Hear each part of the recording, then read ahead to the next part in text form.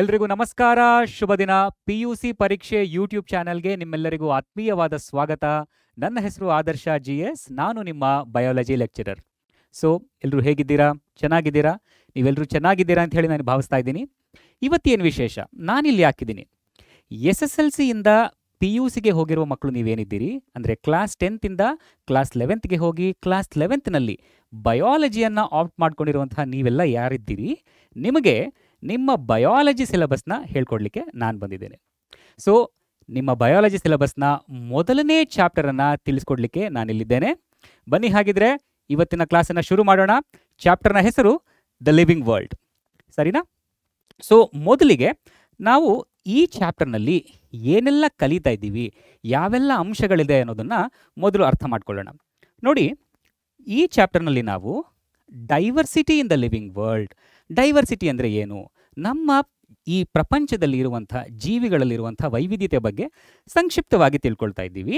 ಹಾಗೆ ಟ್ಯಾಕ್ಸಾನಮಿ ಅಂದರೆ ಏನು, ಟ್ಯಾಕ್ಸಾನಮಿಯಲ್ಲಿ ಬರುವಂಥ ಒಂದಷ್ಟು ಇಂಪಾರ್ಟೆಂಟ್ ಪ್ರೋಸೆಸಸ್ಗಳೇನಿದೆ, ಐಡೆಂಟಿಫಿಕೇಷನ್ ಆಗಿರಬಹುದು, ನಾಮೆನ್ಕ್ಲೇಚರ್ ಆಗಿರಬಹುದು, ಕ್ಲಾಸಿಫಿಕೇಷನ್ ಆಗಿರ್ಬೋದು, ಇವುಗಳಂದರೆ ಏನು ಅವುಗಳ ಬಗ್ಗೆ ತಿಳ್ಕೊಳ್ತಾ ಇದ್ದೀವಿ. ಹಾಗೆ ಸಿಸ್ಟಮ್ಯಾಟಿಕ್ಸ್ ಅಂದರೆ ಏನು, ಟ್ಯಾಕ್ಸಾನಮಿಕ್ ಕ್ಯಾಟಗರೀಸ್ ಅಂದರೆ ಏನು, ಇವೆಲ್ಲವುದ್ರ ಬಗ್ಗೆ ನಾವು ತಿಳ್ಕೊಳ್ತಾ ಹೋಗ್ತಾ ಇದ್ದೀವಿ. ನಾನಿಲ್ಲಿ ಒಂದು ಅಂಶವನ್ನು ನಾನು ನಿಮಗೆ ಹೇಳಬೇಕು. ನಾನು ತೆಗೆದುಕೊಂಡಿರೋ ಈ ಕಂಟೆಂಟ್ ಏನಿದೆ, ಇದು ನಮ್ಮ PUC ಬೋರ್ಡ್ ಹಾಗೂ KCET ಸಿಲೆಬಸ್ನ ಪ್ರಕಾರ ಏನು ಸಿಲೆಬಸ್ಸನ್ನು ನಾವು ಕಂಪ್ಲೀಟ್ ಮಾಡಬೇಕಿದೆಯೋ, ಏನು ಸಿಲೆಬಸ್ಸನ್ನು ನಾವು ಕಲಿಬೇಕಿದೆಯೋ ಆ ಸಿಲೆಬಸ್ಸನ್ನು ಮಾತ್ರ ನಾನಿಲ್ಲಿ ತಗೊಂಡಿದ್ದೇನೆ. ಯಾಕಂದರೆ ಇದೇ ಚಾಪ್ಟರ್ನಲ್ಲಿ ಈ ಮೊದಲು ನಮ್ಮ ರ್ಯಾಷನಲೈಸ್ಡ್ ಸಿಲೆಬಸ್ ಬರೋದಕ್ಕಿಂತ ಮುಂಚೆ ಇನ್ನೊಂದಷ್ಟು ಸಬ್ ಟಾಪಿಕ್ಸ್ಗಳಿದ್ವು. ವಾಟ್ ಈಸ್ ಲಿವಿಂಗ್, ಹಾಗೆ ಟ್ಯಾಕ್ಸಾನಮಿಕಲ್ ಏಡ್ಸ್ ಅಂತ ಹೇಳಿ ಒಂದಷ್ಟು ಸಬ್ ಟಾಪಿಕ್ಸ್ಗಳಿದ್ವು. ಈಗ ಆ ಸಬ್ ಟಾಪಿಕ್ಸ್ಗಳು ಇಲ್ಲ. ಹಾಗಾಗಿ ಇದನ್ನು ನಾನು ಕ್ಲಿಯರ್ ಮಾಡ್ತಾ ಇದ್ದೀನಿ, ಸರಿನಾ? ಸೊ ನಮ್ಮ PUC ಹಾಗೆ KCET ಸಿಲೆಬಸ್ನ ಪ್ರಕಾರ ನಾವು ಏನನ್ನು ಕಲಿಬೇಕಿದೆಯೋ ಅದನ್ನು ಮಾತ್ರ ನಾನಿಲ್ಲಿ ಇನ್ಕ್ಲೂಡ್ ಮಾಡಿದ್ದೀನಿ, ಸರಿನಾ? ಓಕೆ, ಸೊ ಬನ್ನಿ, ಹಾಗಿದ್ರೆ ನಮ್ಮ ಡೈವರ್ಸಿಟಿಯ ಬಗ್ಗೆ ಮೊದಲು ತಿಳ್ಕೊಂಬಿಡೋಣ. ನೋಡಿ, ನಮ್ಮ ಪ್ರಪಂಚದಲ್ಲಿ ನಮಗೆ ಗೊತ್ತಿರೋ ಹಾಗೆ ಎಷ್ಟೆಲ್ಲ ಜೀವಿಗಳಿದೆ, ಯಾವ ಯಾವ ಥರದ ಜೀವಿಗಳಿದೆ. ನೋಡಿ, ನಮ್ಮ ಪ್ರಪಂಚ ಎಷ್ಟು ಸುಂದರ ಅಂತ ಹೇಳಿದ್ರೆ, ನೀವು ಸುಮ್ಮನೆ ನಿಮ್ಮ ಮನೆಯಲ್ಲೇ ನೀವು ಹುಡುಕಿದ್ರೆ ಯಾವ ಯಾವ ರೀತಿಯ ಜೀವಿಗಳನ್ನು ನೀವು ಗಮನಿಸ್ಬೋದು. ನಿಮ್ಮ ಮನೆಯಲ್ಲಿ ಏನೆಲ್ಲ ಇರ್ಬೋದು, ನೀವಿದ್ದೀರಿ, ನಿಮ್ಮ ಜೊತೆಗೆ ನಾಯಿ, ಬೆಕ್ಕು ಅಥವಾ ಇನ್ಯಾವುದಾದ್ರೂ ಪೆಟ್ ಅನಿಮಲ್ಸ್ಗಳಿರಬಹುದು, ಹೌದಲ್ವಾ? ಹಾಗೆ ನೀವು ನಿಮ್ಮ ಮನೆಯಿಂದ ಹೊರಗಡೆ ಹೋದರೆ ಏನೆಲ್ಲ ಕಾಣಿಸ್ಬಹುದು, ಗಿಡ ಮರಗಳು ಕಾಣಿಸ್ಬೋದು, ಪಕ್ಷಿಗಳು ಕಾಣಿಸ್ಬೋದು, ಬೇರೆ ಬೇರೆ ರೀತಿಯ ಪ್ರಾಣಿಗಳು ಕಾಣಿಸ್ಬೋದು, ಹೌದಲ್ವಾ? ಬೆಂಗಳೂರಿನವರು ನಾವು ಹೊರಗಡೆ ಹೋದರೆ ಬಿಲ್ಡಿಂಗ್ಗಳು ಕಾಣಿಸುತ್ತೆ ಸರ್ ಅಂತ ಹೇಳ್ಬೋದು. ಬಿಲ್ಡಿಂಗ್ಗಳನ್ನು ಹೊರತಾಗಿ ಕೂಡ ಅಲ್ಲಿ ಸಾಕಷ್ಟು ರೀತಿಯ ಜೀವಿಗಳನ್ನು ನಾವು ಗಮನಿಸ್ಬೋದು, ಹೌದಲ್ವಾ? ಅದೇ ರೀತಿ ನೀವೇನಾದರೂ ನಿಮ್ಮ ಊರಿಗೆ, ನಿಮ್ಮ ನೇಟಿವ್ಗೆ ಹೋಗಿ ಸುತ್ತ ಯಾವುದೋ ಒಂದು ಕೆರೆಗೆ ಹೋದರೆ ಅಲ್ಲಿ ನಿಮಗೇನು ಕಾಣಿಸ್ಬಹುದು, ಅಲ್ಲಿ ಮೀನುಗಳು ಕಾಣಿಸ್ಬೋದು, ಅಥವಾ ಅದೇ ಪ್ರದೇಶದಲ್ಲಿ ಕಪ್ಪೆಗಳು ಕಾಣಿಸ್ಬೋದು. ಅದೇ ರೀತಿ ಮೌಂಟೇನ್ಸ್ನಲ್ಲಿ ಅಲ್ಲಿ ಬೇರೆ ರೀತಿಯಾದ ಜೀವಿಗಳಿರಬಹುದು, ಬೇರೆ ಬೇರೆ ರೀತಿಯಾದ ಸಸ್ಯಗಳು, ಬೇರೆ ಬೇರೆ ರೀತಿಯಾದ ಪ್ರಾಣಿಗಳಲ್ಲಿ ಕಾಣಿಸ್ಬಹುದು. ಡೆಸರ್ಟ್ನಲ್ಲಿ ಅಲ್ಲಿಯೂ ಕೂಡ ಬೇರೆ ಬೇರೆ ರೀತಿಯಾದ ಪ್ರಾಣಿಗಳು, ಪಕ್ಷಿಗಳು ಎಲ್ಲವುಗಳು ಕಾಣಿಸ್ಬೋದು, ಹೌದಲ್ವಾ? ಒಂದು ವೇಳೆ ನೀವೇನಾದರೂ ಒಂದು ಕಾಡಿಗೆ ಹೋದರೆ ಅಲ್ಲಂತೂ ನಿಮಗೆ ಏನು ನೋಡಲಿಕ್ಕೆ ಎಷ್ಟು ನೋಡಿದ್ರೂ ಸಾಲದು ಅನ್ನೋವಷ್ಟು ರೀತಿಯ ಬೇರೆ ಬೇರೆ ರೀತಿಯ ಸಸ್ಯಗಳು, ಪಕ್ಷಿಗಳು, ಪ್ರಾಣಿಗಳು, ಇನ್ಸೆಕ್ಟ್ಸ್ಗಳು ಎಲ್ಲವುಗಳನ್ನು ನಾವು ಗಮನಿಸ್ಬೋದು, ಹೌದಲ್ವಾ?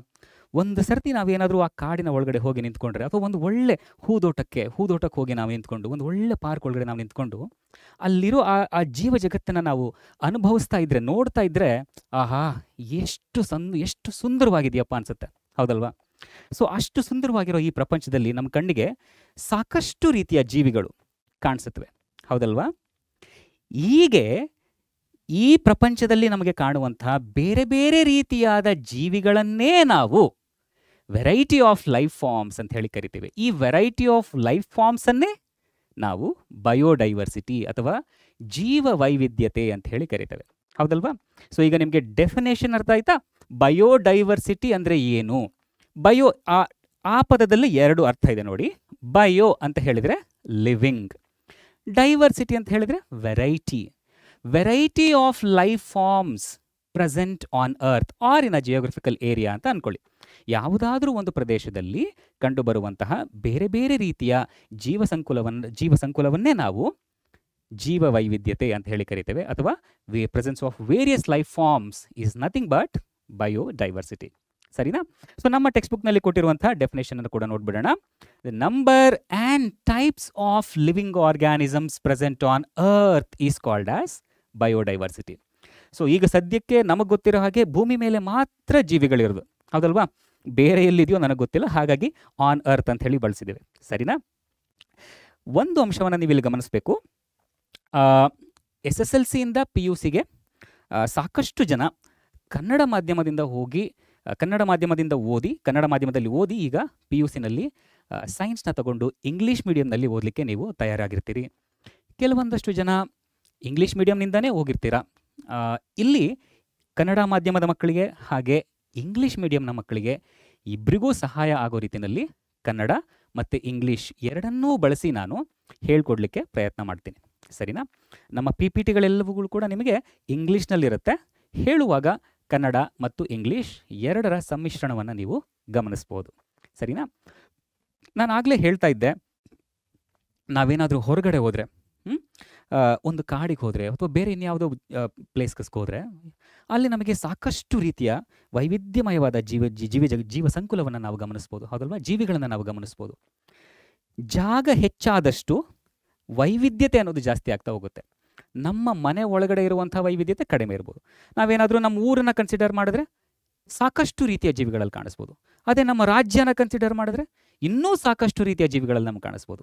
ನಮ್ಮ ದೇಶನ ಕನ್ಸಿಡರ್ ಮಾಡಿದ್ರೆ ಅಲ್ಲಿ ಇನ್ನಷ್ಟು ಬೇರೆ ಬೇರೆ ರೀತಿಯಾದ ಜೀವಿಗಳು ನಮಗೆ ಕಾಣಿಸ್ಬೋದು, ಹೌದಲ್ವಾ? ಹೀಗೆ ನಾವು ಅಂದಾಜು ಮಾಡ್ತಾ ಹೋದರೆ ನಮ್ಮ ಈ ಭೂಮಂಡಲದಲ್ಲಿ ಎಷ್ಟು ರೀತಿಯ ಜೀವಿಗಳನ್ನು ನೀವು ಗಮನಿಸಬಹುದು? ಸಾಮಾನ್ಯವಾಗಿ ಎಷ್ಟು ಜೀವಿಗಳಿರಬಹುದು? ಒಂದು ಅಂದಾಜಿನ ಪ್ರಕಾರ, ಸೈಂಟಿಸ್ಟ್ಗಳು ಅಂದಾಜು ಮಾಡಿರೋ ಪ್ರಕಾರ ಈ ಭೂಮಂಡಲದಲ್ಲಿ, ನಮ್ಮ ಪ್ರಪಂಚದಲ್ಲಿ ಸುಮಾರು ಒಂದು 10 ರಿಂದ 14 ಮಿಲಿಯನ್ ಸ್ಪೀಷೀಸ್ಗಳು ಇರಬಹುದು ಅಂತ ಹೇಳಿ ಒಂದು ಅಂದಾಜಿದೆ. ಇದು ಅಂದಾಜಷ್ಟೇ. ಆದರೆ ಇದುವರೆಗೂ ನಾವು ಗುರುತಿಸಿ, ನಾವು ಐಡೆಂಟಿಫೈ ಮಾಡಿ, ಅಥವಾ ಅಂದರೆ ನಾವು ಡಿಸ್ಕವರ್ ಮಾಡಿ ಐಡೆಂಟಿಫೈ ಮಾಡಿರುವಂಥ ಜೀವಿಗಳು ಎಷ್ಟಿದೆ ಅಂತ ಹೇಳಿದ್ರೆ ಅದು ಸುಮಾರು 1.8 million 1.8 million number of species have been discovered right now ಅಂತ ಹೇಳಿದ್ರೆ ಇದುವರೆಗೂ ನಾವು ಅವುಗಳನ್ನು ಐಡೆಂಟಿಫೈ ಮಾಡಿ, ಡಿಸ್ಕ್ರೈಬ್ ಮಾಡಿ ಗುರುತಿಸಿರುವಂತಹ ಸ್ಪೀಷೀಸ್ಗಳು ಎಷ್ಟಿದೆ ಅಂತ ಹೇಳಿದ್ರೆ ಸುಮಾರು 1.7 ಇಂದ 1.8 ಮಿಲಿಯನ್ ಆನ್ ಅನ್ ಆವ್ರೇಜ್. ಸರಿನಾ? ಇಲ್ಲಿ ಸ್ಪೀಷೀಸ್ ಅಂತ ಹೇಳಿದ್ರೆ ಈಗ ಒಂದು ಗುಂಪಿನ ಜೀವಿಗಳು ಅಂತ ಹೇಳಿದ್ರೆ a group of individual organisms, similar organisms. For example, ನಮ್ಮಲ್ಲಿ ಈಗ ನಾವು ಹ್ಯೂಮನ್ ಬೀಯಿಂಗ್ಸ್ ಏನಿದ್ದೀವಲ್ಲ, ನಾವು ಹ್ಯೂಮನ್ ಬೀಯಿಂಗ್ಸ್ ಒಂದು ಸ್ಪೀಷೀಸ್, ಹಾಗೆ ಹುಲಿ ಒಂದು ಸ್ಪೀಷೀಸ್, ಸಿಂಹ ಒಂದು ಸ್ಪೀಷೀಸ್, ಹೌದಾ?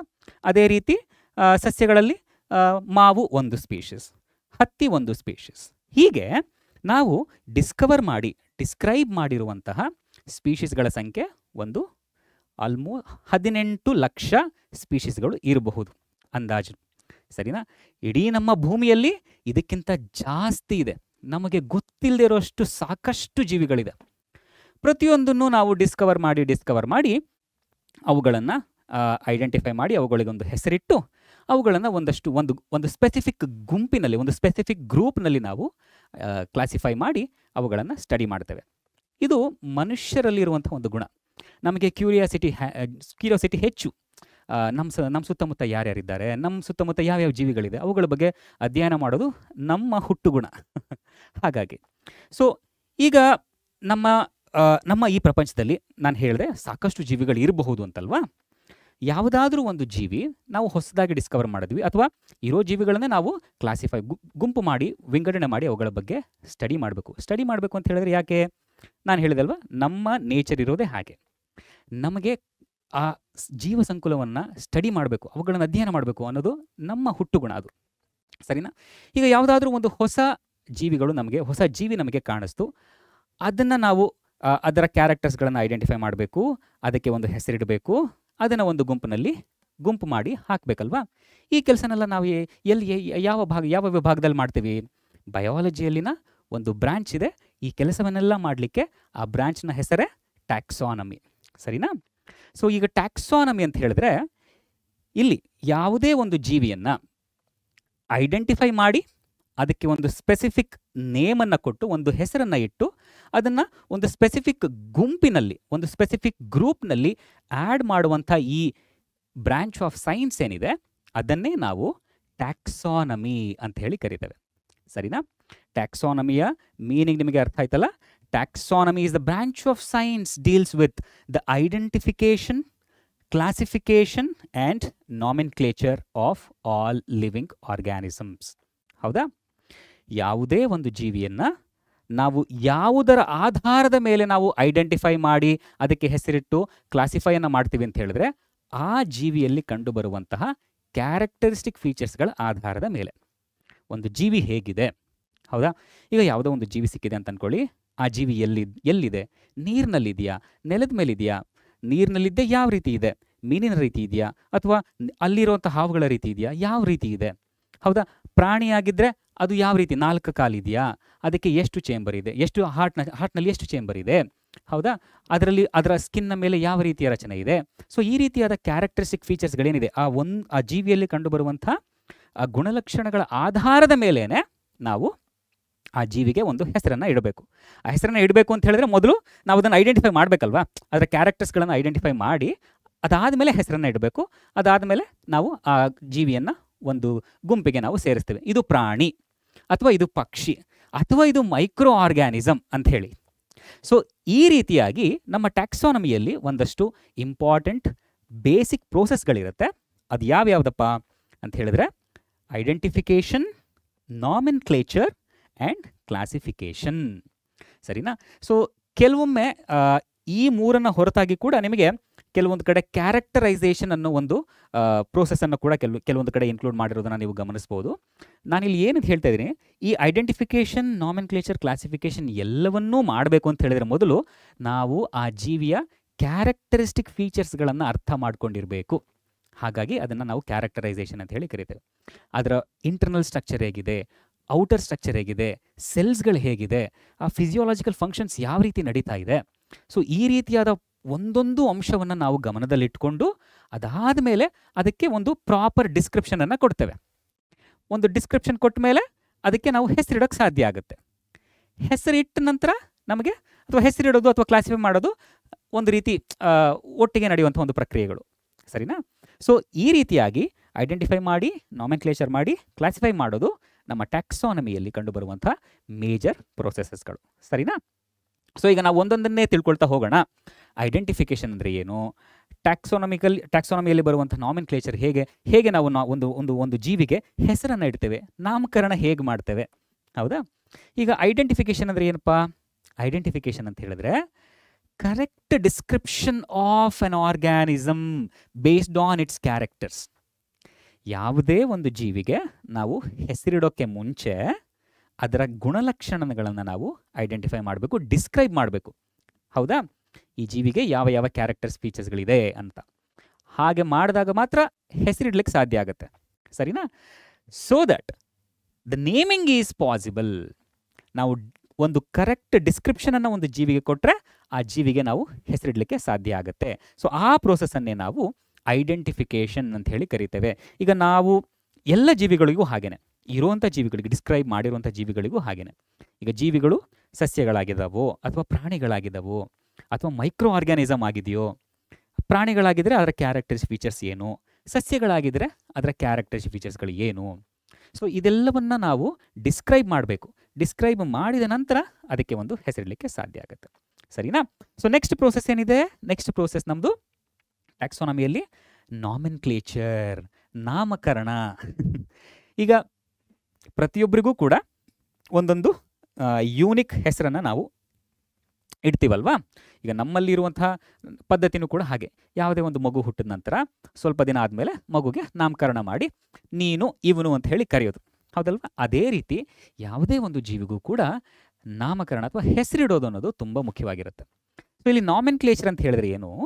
Standardisation of name or naming of an organism such that an organism is known by the same name all over world. ಇಲ್ಲಿ ಒಂದು ಅಂಶವನ್ನು ನೀವು ಗಮನಿಸಬೇಕು. ಈಗ ನಾನು ಹೆಸರಿಡುವಾಗ ನಾನು ಕನ್ನಡದಲ್ಲಿ ಯಾವುದೋ ಒಂದು ಜೀವಿಗೆ ನಾನು ಯಾವುದೋ ಒಂದು ಹೆಸರಿಡ್ತೀನಪ್ಪ. ಆಯಿತಾ? ನಾನೀಗ ಕಾಗೆ ಅಂತ ಇಟ್ಕೊಳ್ಳೋಣ. ಒಂದು ಕಾಗೆ ಬಗ್ಗೆ ನಾನು ಮಾತಾಡ್ತಾ ಇದ್ದೀನಿ. ನಾನು ಕಾಗೆ ಅಂತ ಒಂದು ಹೆಸರಿಟ್ಟಿದ್ದೇನೆ. ನನಗದು ಕಾಗೆ. ಅದುವೇ ಪಕ್ಕದಲ್ಲಿ ಇನ್ನೊಂದು ರಾಜ್ಯದಲ್ಲಿರೋರಿಗೆ ಅಥವಾ ಇನ್ನೊಂದು ದೇಶದಲ್ಲಿರೋರಿಗೆ ಕಾಗೆ ಅಂದರೆ ಏನೊಂದು ಗೊತ್ತಿಲ್ಲ. ಅವನು ಕ್ರೋ ಅಂತ ಕರಿಬೋದು ಅಥವಾ ಕವ್ವ ಅಂತ ಹೇಳಿ ಕರಿಬಹುದು. ನಾವು 3 ಜನ ಸೈಂಟಿಸ್ಟ್ಗಳು ಅಂತ ಅನ್ಕೊಂಡ್ಬಿಡೋಣ. ನಾವು 3 ಜನ ಬಂದು ನಾವು ಕಾಗೆ ಬಗ್ಗೆ ಸ್ಟಡಿ ಮಾಡ್ತಾ ಇದ್ದೀವಿ ಅಂತ ಹೇಳುವಾಗ ನಾನು ಕಾಗೆ ಕಾಗೆ ಅಂತ ನಾನು ಬಡ್ಕೊಳ್ತಾ ಇದ್ರು, ಇವನು ಯಾವ ಕಾಗೆ ಬಗ್ಗೆ ಮಾತಾಡ್ತಾ ಇದ್ದಾನೆ, ನಾನಿಲ್ಲಿ ಕ್ರೋ ಬಗ್ಗೆ ಮಾತಾಡ್ತಾ ಇದ್ದೀನಿ ಅಂತ ಅವನು.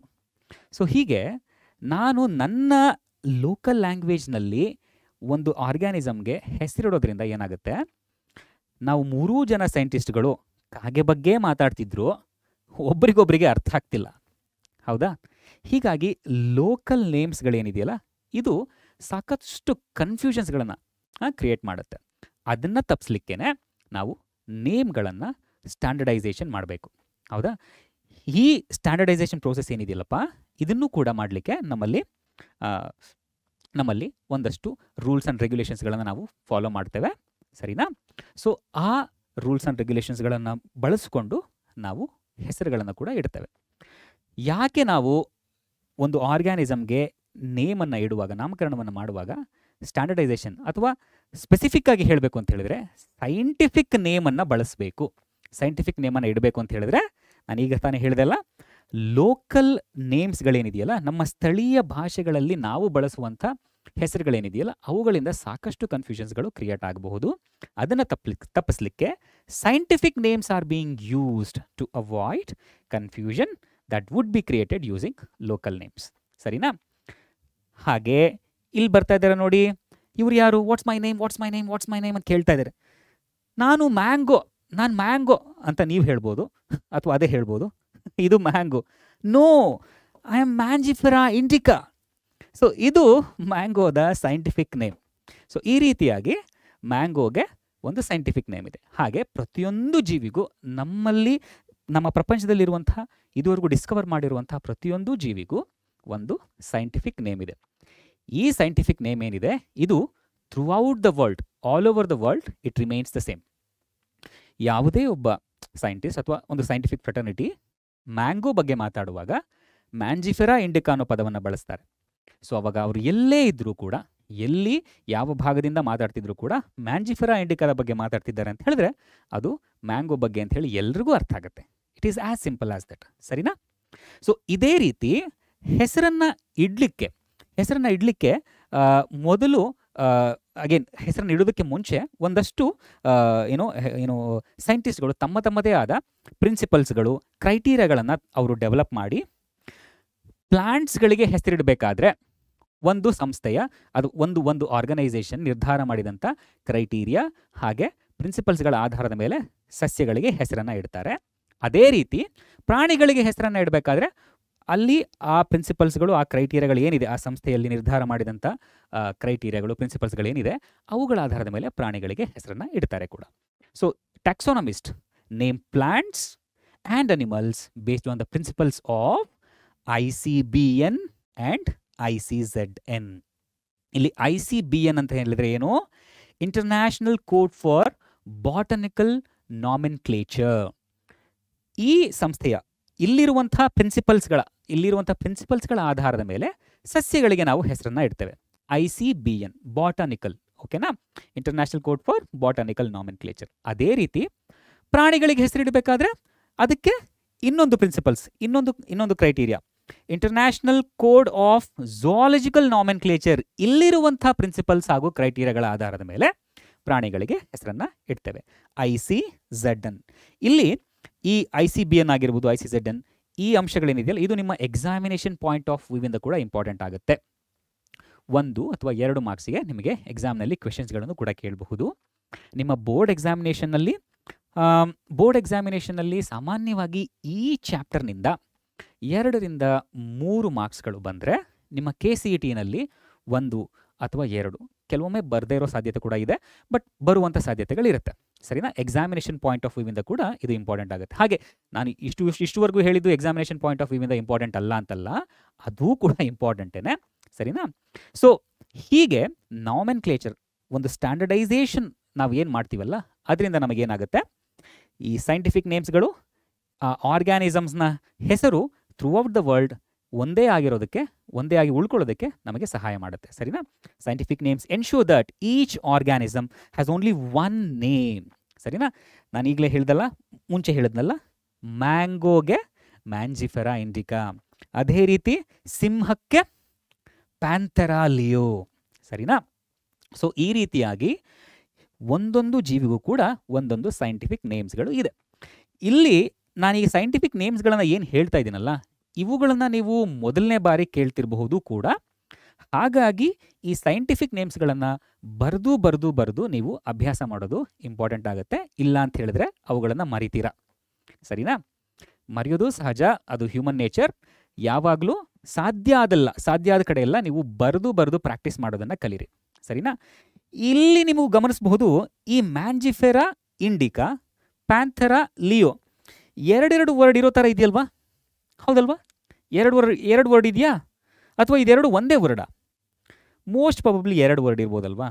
ಹೌದು, ಅದು ಎರಡು ವರ್ಡೇನೆ. ಪ್ಯಾಂಥೆರಾ ಲಿಯೋ ಇದು ಎರಡು ವರ್ಡು, ಹಾಗೆ ಮ್ಯಾಂಜಿಫೆರಾ ಇಂಡಿಕಾ ಎರಡು ವರ್ಡು. ಯಾಕೆ ಎರಡು ವರ್ಡ್ ಇದೆ? ಯಾಕೆ ಹೀಗೆ ಕರಿಬೇಕು? ಹೌದಲ್ವಾ? ಯಾರು ಇಟ್ಟಿದ್ದು ಈ ಥರ ಎರಡು ವರ್ಡ್ಗಳನ್ನೇ ಕರಿಬೇಕು ಅಂತ ಹೇಳಿ? ಯಾರು ಮೊದಲು ಡಿಸೈಡ್ ಮಾಡಿದ್ದು? ಸೊ ಈ ರೀತಿಯಾಗಿ ಒಂದು ಜೀವಿಯನ್ನು ಎರಡು ವರ್ಡ್ಸ್ಗಳಿಂದ ಅಥವಾ ಎರಡು ಕಾಂಪೋನೆಂಟ್ಸ್ಗಳಿಂದ ಹೆಸರಿಡುವಂಥ ಈ ಪದ್ಧತಿ ಏನಿದೆಯಲ್ಲ, ಇದನ್ನು ನಾವು ಬೈನಾಮಿಯಲ್ ನಾಮೆನ್ಕ್ಲೇಚರ್ ಅಂತ ಹೇಳಿ ಕರೀತೇವೆ. ಬೈ ಅಂತ ಹೇಳಿದರೆ ಎರಡು, ನಾಮಿಯಲ್ ಎರಡು ಕಾಂಪೊನೆಂಟ್ಸ್ಗಳು ಉಳ್ಳಂತಹ ಒಂದು ಹೆಸರು. ಸೊ ಈ ಸಿಸ್ಟಮ್ ಏನಿದೆಯಲ್ಲ, ಒಂದು ಆರ್ಗ್ಯಾನಿಸಮನ್ನು ಎರಡು ಕಾಂಪೊನೆಂಟ್ಸ್, ಎರಡು ಪದಗಳಿರುವಂಥ ಕಾಂಪೊನೆಂಟ್ಸಿಂದ ನೇಮ್ ಮಾಡುವಂಥ ಸಿಸ್ಟಮ್ ಏನಿದೆಯಲ್ಲ, ಇದನ್ನೇ ನಾವು ಬೈನಾಮಿಯಲ್ ನಾಮೆನ್ಕ್ಲೇಚರ್ ಅಂತ ಹೇಳಿ ಕರಿತೇವೆ. The system of providing a name to an organism with two components is called as binomial nomenclature. So that ಇಲ್ಲಿರುವಂತಹ ಯಾವುದೇ ಆರ್ಗ್ಯಾನಿಸಮ್ ಅಲ್ಲಿರುವಂತಹ ಆ ಕಾಂಪೊನೆಂಟ್ಸ್ ಏನಿದೆ, ಆ ಹೆಸರುಗಳೇನಿದೆ, ಆ ಹೆಸರುಗಳಲ್ಲಿ ಯಾವಾಗಲೂ ಒಂದು ಜೆನೆರಿಕ್ ನೇಮ್ ಇರುತ್ತೆ, ಹಾಗೆ ಇನ್ನೊಂದು ಸ್ಪೆಸಿಫಿಕ್ ಎಪಿಥೆಟ್ ಇರುತ್ತೆ. ಈ ಪದಗಳ ಬಗ್ಗೆ ನೀವು ಹೋಗ್ತಾ ಇನ್ನಷ್ಟು ಕಲಿತೀರಾ. ಈ ಎರಡು ಕಾಂಪೊನೆಂಟ್ಸ್ಗಳೇನಿದೆಯಲ್ಲ, ಆ ಎರಡು ಕಾಂಪೊನೆಂಟ್ಸ್ಗಳಲ್ಲಿ ಒಂದು ಜೀನಸ್ನ ನೇಮ್ ಆಗಿರುತ್ತೆ, ಇನ್ನೊಂದು ಸ್ಪೀಷಿಸ್ನ ನೇಮ್ ಆಗಿರುತ್ತೆ. ಜೀನಸ್ ಅಂದರೆ ಏನು, ಸ್ಪೀಷಿಸ್ ಅಂದರೆ ಏನು, ಇದನ್ನು ನಾನು ಮುಂದೆ ಹೇಳ್ಕೊಡ್ತೀನಿ ಇನ್ನೊಂದು ಸ್ವಲ್ಪ ಹೊತ್ತಲ್ಲಿ. ಸರಿನಾ? ಈ ಸಿಸ್ಟಮನ್ನು ಮೊದಲು ಪರಿಚಯಿಸಿದವರು ಕಾರ್ಲಸ್ ಲೀನಿಯಸ್ ಅನ್ನುವಂಥ ಈ ವಿಜ್ಞಾನಿ. ಇವರನ್ನು ಫಾದರ್ ಆಫ್ ಟ್ಯಾಕ್ಸಾನಮಿ ಅಂತ ಹೇಳಿ ಕೂಡ ಕರೀತಾರೆ. ಸರಿನಾ? ಇಲ್ಲಿ ಕಾಣಿಸ್ತಾ ಇದ್ದಾರೆ ನೋಡಿ ಈ ಚಿತ್ರದಲ್ಲಿ, ಇವರೇ ಕಾರ್ಲಸ್ ಲೀನಿಯಸ್. ಇವರು ತಮ್ಮ ಸಿಸ್ಟಮಾ ನ್ಯಾಚುರೇ ಅನ್ನುವಂಥ ಬುಕ್ನಲ್ಲಿ ಮೊದಲ ಬಾರಿಗೆ ಬೈನಾಮಿಯಲ್ ನಾಮೆನ್ಕ್ಲೇಚರ್ನ ಬಳಸ್ತಾರೆ. ಸರಿನಾ? ಸೊ ಈ ಉದಾಹರಣೆಯಾಗಿ ನಾವು ಆಲ್ರೆಡಿ ಕಲ್ತಿದ್ದೀವಲ್ಲ, Mangifera indica is the scientific name of mango. ಇದರಲ್ಲಿ ಈ ಮ್ಯಾಂಜಿಫೆರಾ ಅಂತ ಏನಿದೆಯಲ್ಲಪ್ಪ, ಈ ಮ್ಯಾಂಜಿಫೆರಾ ಜೀನಸ್ನ ಹೆಸರು. ಸರಿನಾ? ಜೀನಸ್ನ ಹೆಸರು. ಈ ಮ್ಯಾಂಜಿಫೆರಾ ಏನಿದೆಯಲ್ಲ, ಇದು ಜೀನಸ್. ಓಕೆ. ಹಾಗೆ ಈ ಇಂಡಿಕಾ ಏನಿದೆಯಲ್ಲ, ಈ ಇಂಡಿಕಾ ಸ್ಪೀಷಿಸ್ನ ಹೆಸರು. ಸರಿನಾ? ಈ Mangifera, this is genus name. ಹಾಗೆ ಇಂಡಿಕಾ ಏನಿದೆಯಲ್ಲ, ಇದು ಸ್ಪೀಷಿಸ್ ನೇಮ್. ನೀವು ಈ ಹೆಸರುಗಳನ್ನು ಗಮನಿಸಬೇಕಾದ್ರೆ ಏನಾದರೂ ನೋಟಿಸ್ ಮಾಡಿದ್ರಾ? ಇಲ್ಲೆಲ್ಲ ನಾರ್ಮಲ್ ವರ್ಡ್ಸ್ಗಳನ್ನೇ ಇದೆ, ಆದರೆ ಇದು ಮಾತ್ರ ಇಟಾಲಿಕ್ಸ್ ಥರ ಇದೆಯಲ್ವಾ? ಯಾಕೆ ಹಾಗೆ ಬರ್ದಿದ್ದೀವಿ ನಾವು? ಹಾಗೆ ಯಾಕೆ ಬರಿಬೇಕು? ಹಾಗೆ ಬರಿಬೇಕಾ? ಏನಾದ್ರು ರೂಲ್ಸ್ ಇದೆಯಾ? ರೂಲ್ಸ್ ಇರಬಹುದಾ? ಚೆಕ್ ಮಾಡೋಣ. ಓಕೆ, ನೋಡೋಣ. ನಮ್ಮ ಬೈನಾಮಿಯಲ್ ನಾಮೆನ್ಕ್ಲೇಚರ್ನಲ್ಲಿ ಒಂದಷ್ಟು ಇಂಪಾರ್ಟೆಂಟ್ ರೂಲ್ಸ್ ಆ್ಯಂಡ್ ರೆಗ್ಯುಲೇಷನ್ಸ್ಗಳಿದೆ, ಯೂನಿವರ್ಸಲ್ ಲಾಸ್ಗಳಂತ ಹೇಳಿ ಇದೆ. ಸರಿನಾ? ಯಾವುದೇ ಒಂದು ಆರ್ಗ್ಯಾನಿಸಮನ್ನು ನಾವು ಬೈನಾಮಿಯಲ್ ನಾಮೆನ್ಕ್ಲೇಚರ್ ಸಿಸ್ಟಮ್ನಲ್ಲಿ ಹೆಸರಿಡುವಾಗ ಒಂದಷ್ಟು ಪದ್ಧತಿಗಳನ್ನು ನಾವು ಫಾಲೋ ಮಾಡಲೇಬೇಕು. ಏನಪ್ಪ ರೂಲ್ಸ್ಗಳು ಅಂತ ಹೇಳಿದ್ರೆ, ನೋಡಿ, ಯಾವುದೇ ಒಂದು ಜೀವಿಗೆ ಸಾಮಾನ್ಯವಾಗಿ ಎರಡು ಕಾಂಪೊನೆಂಟ್ಸ್ಗಳಲ್ಲಿ ನಾವು ಹೆಸರನ್ನ ಇಡ್ತೀವಲ್ವಾ? ಸೊ ಆ ಹೆಸರುಗಳು ಏನಿದೆಯಲ್ಲ, ಆ ಬಯೋಲಾಜಿಕಲ್ ನೇಮ್ಸ್ ಏನಿದೆಯಲ್ಲ, ಅವೆಲ್ಲವುಗಳು ಕೂಡ ಸಾಮಾನ್ಯವಾಗಿ ಲ್ಯಾಟಿನ್ ಭಾಷೆಯಿಂದ ಆರಿಜಿನ್ ಆಗಿರುತ್ತವೆ. And they are written in italics. ಓಕೆನಾ? ಇಟಾಲಿಕ್ಸ್ನಲ್ಲಿ ಯಾವಾಗಲೂ ಬರೆದಿರ್ತಾರೆ. They are Latinised or derived from Latin irrespective of their origin. ಅವುಗಳ ಆರಿಜಿನ್ ಅಥವಾ ಆ ಪದಗಳ ಉಗಮ ಅನ್ನೋದು ಏನಿದೆ, ಅದು ಎಲ್ಲಿಂದ ಆಗಿದ್ರೂ ಕೂಡ ಒನ್ ಪಾಯಿಂಟ್ ಆಫ್ ಟೈಮ್, ಅಂದರೆ ಒಂದು ಸಮಯದಲ್ಲಿ ಅವುಗಳನ್ನು ಲ್ಯಾಟಿನೈಸ್ ಆಗಿರುತ್ತವೆ ಅಂತ ಹೇಳಿ. ಹೌದಾ? ಎರಡನೇ ಅಂಶವನ್ನು ನಾವು ಗಮನಿಸೋಣ. ಯಾವಾಗಲೂ first letter in a biological name represents genus while the second component represents specific epithet or species name. ಮೊದಲನೇ ಕಾಂಪೊನೆಂಟ್ ಏನಿತ್ತಲ್ಲ ಅದು ಜೀನಸ್ ನೇಮ್ನ ಹೆಸರು ಜೀನಸ್ ನೇಮನ್ನು ಸೂಚಿಸುತ್ತೆ. ಎರಡನೇ ಕಾಂಪೊನೆಂಟ್ ಏನಿತ್ತಲ್ಲ ಅದು ಸ್ಪೀಷೀಸ್ ನೇಮನ್ನು ಸೂಚಿಸುತ್ತೆ. ಹೌದಾ? ಈಗ ಉದಾಹರಣೆ ನೀವು ಆಲ್ರೆಡಿ ಕಲ್ತಿದ್ದೀರಾ, ಇನ್ನೊಂದು ಉದಾಹರಣೆ ಕೊಡ್ತೀನಿ ನೋಡಿ. ಈಗ ಕಾಮನ್ ನೇಮ್ ಆಫ್ ಟೈಗರ್, ಈ ಹುಲಿಯ ಕಾಮನ್ ನೇಮ್ ಅನ್ನೋದು ನಾವು ಟೈಗರ್ ಅಂತ ಹೇಳಿ ಬಳಸ್ತೇವೆ.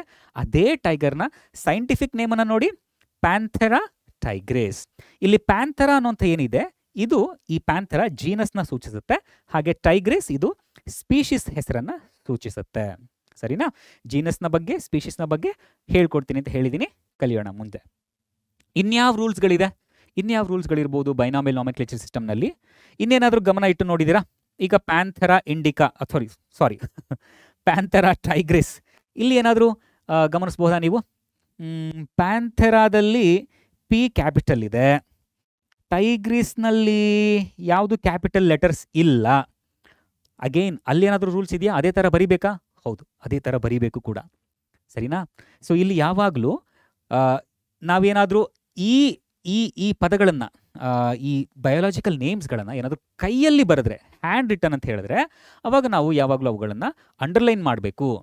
ಅಂಡರ್ಲೈನ್ ಮಾಡಬೇಕು ಅಂದರೆ ಹೇಗೆ? ಸಪ್ರೇಟಾಗಿ ಅಂಡರ್ಲೈನ್ ಮಾಡಬೇಕು. ಉದಾಹರಣೆಗೆ ನೋಡಿ, ಈಗ ಮ್ಯಾಂಜಿಫೆರಾ ಇಂಡಿಕಾ ಹೋಮೋಸೇಪಿಯನ್ ಅಂತ ಬರೆಯೋಣ. ಹೋಮೋಸೇಪಿಯನ್ ಅಂತ ಹೇಳಿದ್ರೆ ನಮ್ಮ ಹ್ಯೂಮನ್ ಬೀಯಿಂಗ್ಸ್ನ ಸೈಂಟಿಫಿಕ್ ನೇಮ್ ಅಪ್ಪ, ಅಷ್ಟೇ. ಓಕೆನಾ? ಹೋಮೋಸೇಪಿಯನ್ಸ್. ಈಗ ಹೋಮೋಸೇಪಿಯನ್ಸ್ ಅಂತ ಹೇಳಿ ನಾನು ಇಲ್ಲಿ ಬರೆದಿದ್ದೀನಿ. ಕೈಯಲ್ಲಿ ಬರೆದಿರೋದ್ರಿಂದ ನಾನು ಇದನ್ನು ಅಂಡರ್ಲೈನ್ ಮಾಡಬೇಕು, ಹೀಗೆ ಸಪ್ರೇಟಾಗಿ. ಜೀನಸ್ಗೆ ಸಪ್ರೇಟ್ ಅಂಡರ್ಲೈನ್, ಸ್ಪೀಷೀಸ್ಗೆ ಸಪ್ರೇಟ್ ಅಂಡರ್ಲೈನ್, ಈ ರೀತಿಯಾಗಿ. ಸರಿನಾ? ನಾನು ಬರಿಬೇಕಾದ್ರೂ ಇಲ್ಲಿ ಹೋಮೋದಲ್ಲಿ ಹೆಚ್ ಅನ್ನ ಕ್ಯಾಪಿಟಲ್ ಮಾಡಿದೆ, ಇಲ್ಲಿ ಸೇಪಿಯನ್ಸಲ್ಲಿ ಎಸ್ ಅನ್ನ ಕ್ಯಾಪಿಟಲ್ ಮಾಡಲಿಲ್ಲ. ಅಗೈನ್ ನೋಟಿಸ್ ಮಾಡ್ತಾ ಇದ್ದೀರಾ? ಅಗೈನ್ ಇದು ಕೂಡ ನಮ್ಮ ಬೈನಾಮಿಯಲ್ ನಾಮೆನ್ಕ್ಲೇಚರ್ನಲ್ಲಿ ಇರುವಂಥ ಒಂದು ರೂಲ್. ಸರಿನಾ? ಯಾವಾಗಲೂ ಹೆಸರುಗಳನ್ನು ಬರೆಯುವಾಗ, ಸೈಂಟಿಫಿಕ್ ನೇಮ್ಸ್ಗಳನ್ನು ಬರೆಯುವಾಗ ಜೀನಸ್ ನೇಮ್ ಯಾವಾಗಲೂ ಕ್ಯಾಪಿಟಲ್ ಲೆಟರ್ನಲ್ಲಿ ಇರುತ್ತೆ, ಸ್ಪೀಷೀಸ್ ನೇಮ್ ಯಾವಾಗಲೂ ಸ್ಮಾಲ್ ಲೆಟರ್ನಲ್ಲಿ ಇರುತ್ತೆ. ಸರಿನಾ? ಹೀಗೆ ಇದರ ಕೊನೆಯಲ್ಲಿ ಸಾಮಾನ್ಯವಾಗಿ ಒಂದು ಸ್ಪೀಷೀಸ್ನ ಈ ಸ್ಪೆಸಿಫಿಕ್ ನೇಮ್ ಏನಿದೆಯಲ್ಲ, ಸ್ಪೆಸಿಫಿಕ್ ಎಪಿಥೆಟ್ ಏನಿದೆಯಲ್ಲ, ಇದು ಆದ ನಂತರ ಆಥರ್ಸ್ ನೇಮ್ನ ಕೂಡ ನಾವಲ್ಲಿ ಬರಿತೇವೆ. ಈಗ ನೀವು ಮ್ಯಾಂಜಿಫೆರಾ ಇಂಡಿಕಾ ನೋಡಿದ್ರಲ್ವಾ, ಮ್ಯಾಂಜಿಫೆರಾ ಇಂಡಿಕಾ. ಸೊ ಅದೇ ರೀತಿ ಮ್ಯಾಂಜಿಫೆರಾ ಇಂಡಿಕಾದ ಪಕ್ಕದಲ್ಲಿ ಕೆಲವೊಮ್ಮೆ ಪ್ರಿಂಟೆಡ್ ಲೆಟರ್ನಲ್ಲಿ ಬರೆದಿರುವಾಗ ನೀವು ಗಮನಿಸಿರ್ಬೋದು, ಅಲ್ಲಿ ಏನು ಮಾಡಿರ್ತಾರೆ ಅಂತ ಹೇಳಿದ್ರೆ, ಮ್ಯಾಂಜಿಫೆರಾ ಇಂಡಿಕಾದ ಪಕ್ಕ LINN ಅಂತ ಹೇಳಿ ಕೂಡ ಬರೆದಿರ್ತಾರೆ, ಹೀಗೆ. ಹೌದಾ? ಇದು ಯಾರು ಆ ಸ್ಪೀಷೀಸನ್ನು ಮೊದಲು ಡಿಸ್ಕವರ್ ಮಾಡಿದ್ರು ಅವರ ಹೆಸರನ್ನು ಸೂಚಿಸುತ್ತೆ. ಸಾಮಾನ್ಯವಾಗಿ ಈ ಆಥರ್ ನೇಮ್ ಏನಿರುತ್ತಲ್ಲಪ್ಪ, ಈ ಆಥರ್ ನೇಮ್ ಯಾವಾಗಲೂ ಅಬ್ರಿವಿಯೇಟೆಡ್ ಫಾರ್ಮ್ನಲ್ಲಿ ಇರುತ್ತೆ. ಸರಿನಾ? ಉದಾಹರಣೆಗೆ ನಾನಲ್ಲಿ ತೋರಿಸಿದ್ಮೇಲೆ ಕಾರ್ಲಸ್ ಲೀನಿಯಸ್ ಅನ್ನೋದು ಪೂರ್ತಿ ಹೆಸರಾಗಿದ್ರೂ ಕೂಡ ಅವರ ಪೂರ್ತಿ ಹೆಸರು ಅಲ್ಲಿರೋಲ್ಲ, ಜಸ್ಟ್ LINN ಅಂತ ಹೇಳಿ ಇರುತ್ತೆ. ಸೊ ಆ ರೀತಿಯಾಗಿ ಆಥರ್ ನೇಮ್ ಏನಿರುತ್ತಲ್ಲ, ಇದು ಸಾಮಾನ್ಯವಾಗಿ ಒಂದು ಸ್ಪೀಷೀಸ್ನ ಹೆಸರು ಆದ ನಂತರ ಅಬ್ರಿವಿಯೇಟೆಡ್ ಫಾರ್ಮ್ನಲ್ಲಿ ಇರೋದನ್ನು ನಾವು ಗಮನಿಸ್ಬೋದು. ಇದಿಷ್ಟು ಕೂಡ ನಮ್ಮ ಬೈನಾಮಿಯಲ್ ನಾಮೆನ್ಕ್ಲೇಚರ್ನಲ್ಲಿ ಇರುವಂಥ ರೂಲ್ಸ್ಗಳು. ಇದು ಕೂಡ ಎಕ್ಸಾಮಿನೇಷನ್ ಪಾಯಿಂಟ್ ಆಫ್ ವ್ಯೂನಿಂದ ಇಂಪಾರ್ಟೆಂಟ್ ಆಗುತ್ತೆ. ಸರಿನಾ? ಬೈನಾಮಿಯಲ್ ನಾಮೆನ್ಕ್ಲೇಚರ್ ನಾಮಕರಣ ಮಾಡೋದು ಅಂತ ಗೊತ್ತಾಯಿತು. ನಾಮಕರಣನ ಹೇಗೆ ಮಾಡ್ತೀವಿ? ಸಾಮಾನ್ಯವಾಗಿ ಬೈನಾಮಿಯಲ್ ನಾಮೆನ್ಕ್ಲೇಚರ್ ಸಿಸ್ಟಮ್ನ ಮೂಲಕ ಮಾಡ್ತೇವೆ.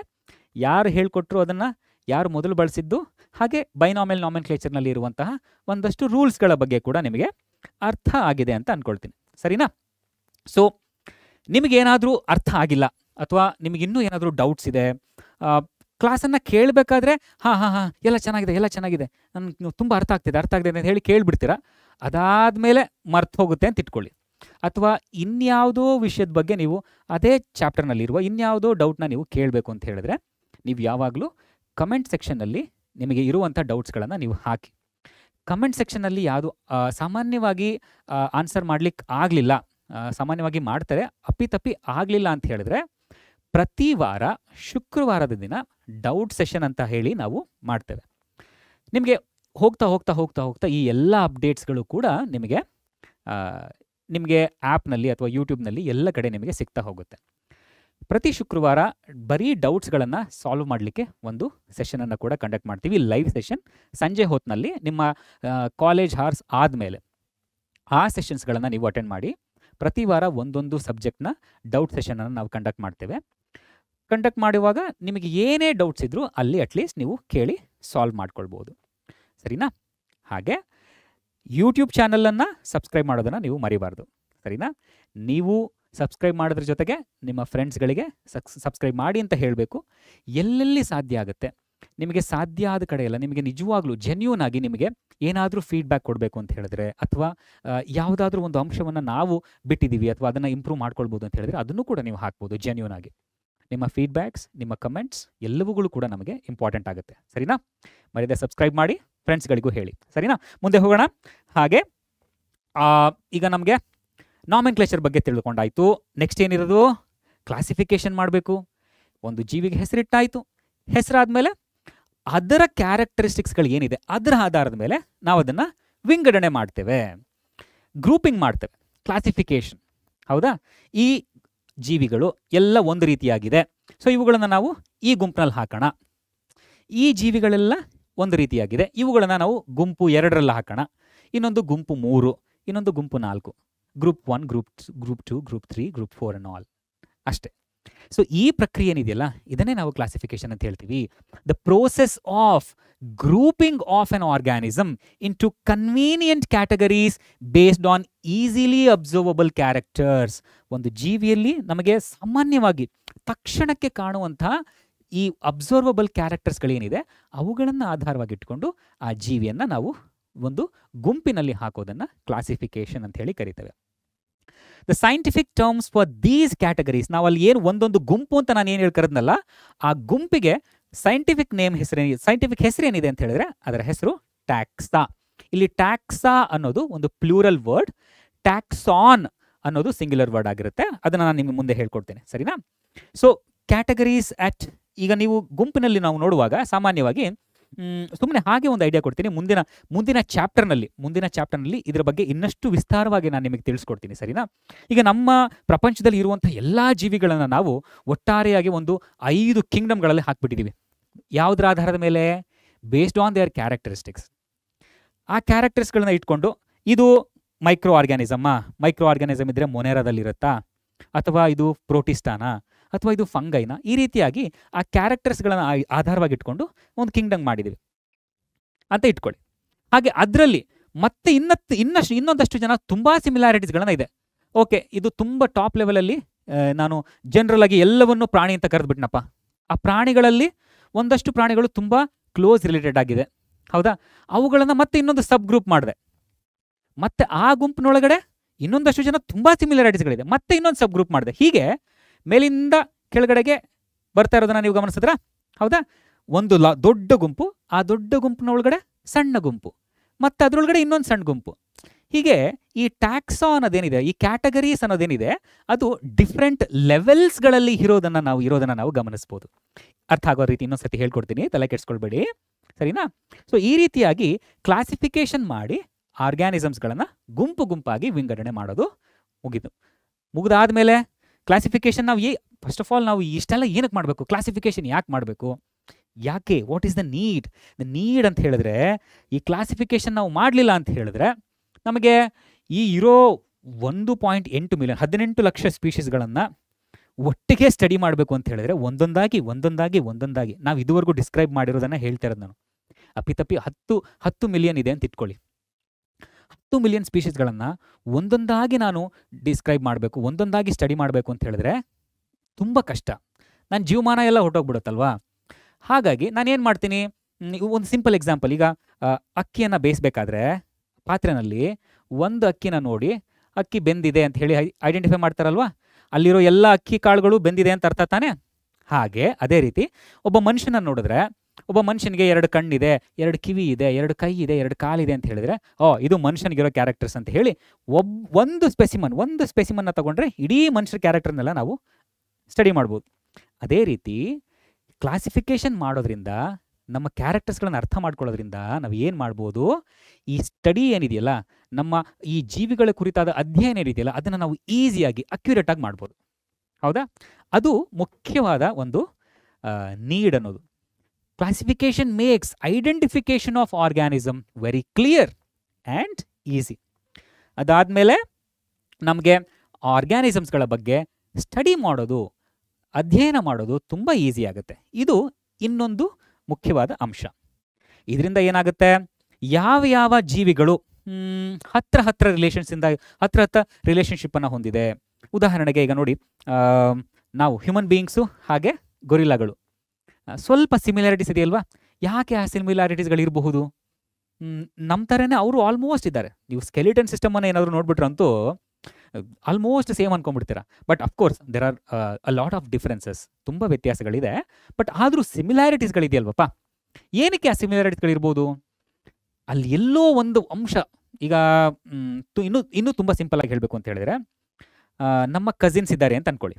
ನಾವು ನಮ್ಮ ತಂದೆ ತಾಯಿ ಒಂದು ಫ್ಯಾಮಿಲಿ, ನಮ್ಮ ಕಸಿನ್ಸ್ ಇನ್ನೆರಡು ಫ್ಯಾಮಿಲಿ ಅಂತ ಇಟ್ಕೊಳ್ಳಿ. ನಮಗೆ ಮತ್ತು ನಮ್ಮ ಕಸಿನ್ಸ್ ಅತ್ತೆ ಮಕ್ಕಳು ಮಾವನ ಮಕ್ಕಳು ಯಾರೋ ಇರ್ಬೋದು ಅಂತ ಅಂದ್ಕೊಳ್ಳಿ. ಅವ್ರಿಗೂ ನಮಗೂ ಕಂಪೇರ್ ಮಾಡಿದ್ರೆ ನಮ್ಮ ಮುಖ ಚರ್ಯೆ ಅಂದರೆ ಅವ್ರ ಮುಖ ಆಲ್ಮೋಸ್ಟ್ ಎಲ್ಲೋ ಒಂದು ಕಡೆ ನಮಗೂ ಮತ್ತು ಅವ್ರಿಗೂ ಸಿಮಿಲಾರಿಟೀಸ್ಗಳು ಕಾಣಿಸ್ತಾ ಇರುತ್ತೆ. ಒಂದಷ್ಟು ಸಿಮಿಲಾರಿಟೀಸ್ಗಳು ಕಾಣಿಸ್ತಾ ಇರುತ್ತಲ್ವ? ಹೌದಲ್ವಾ?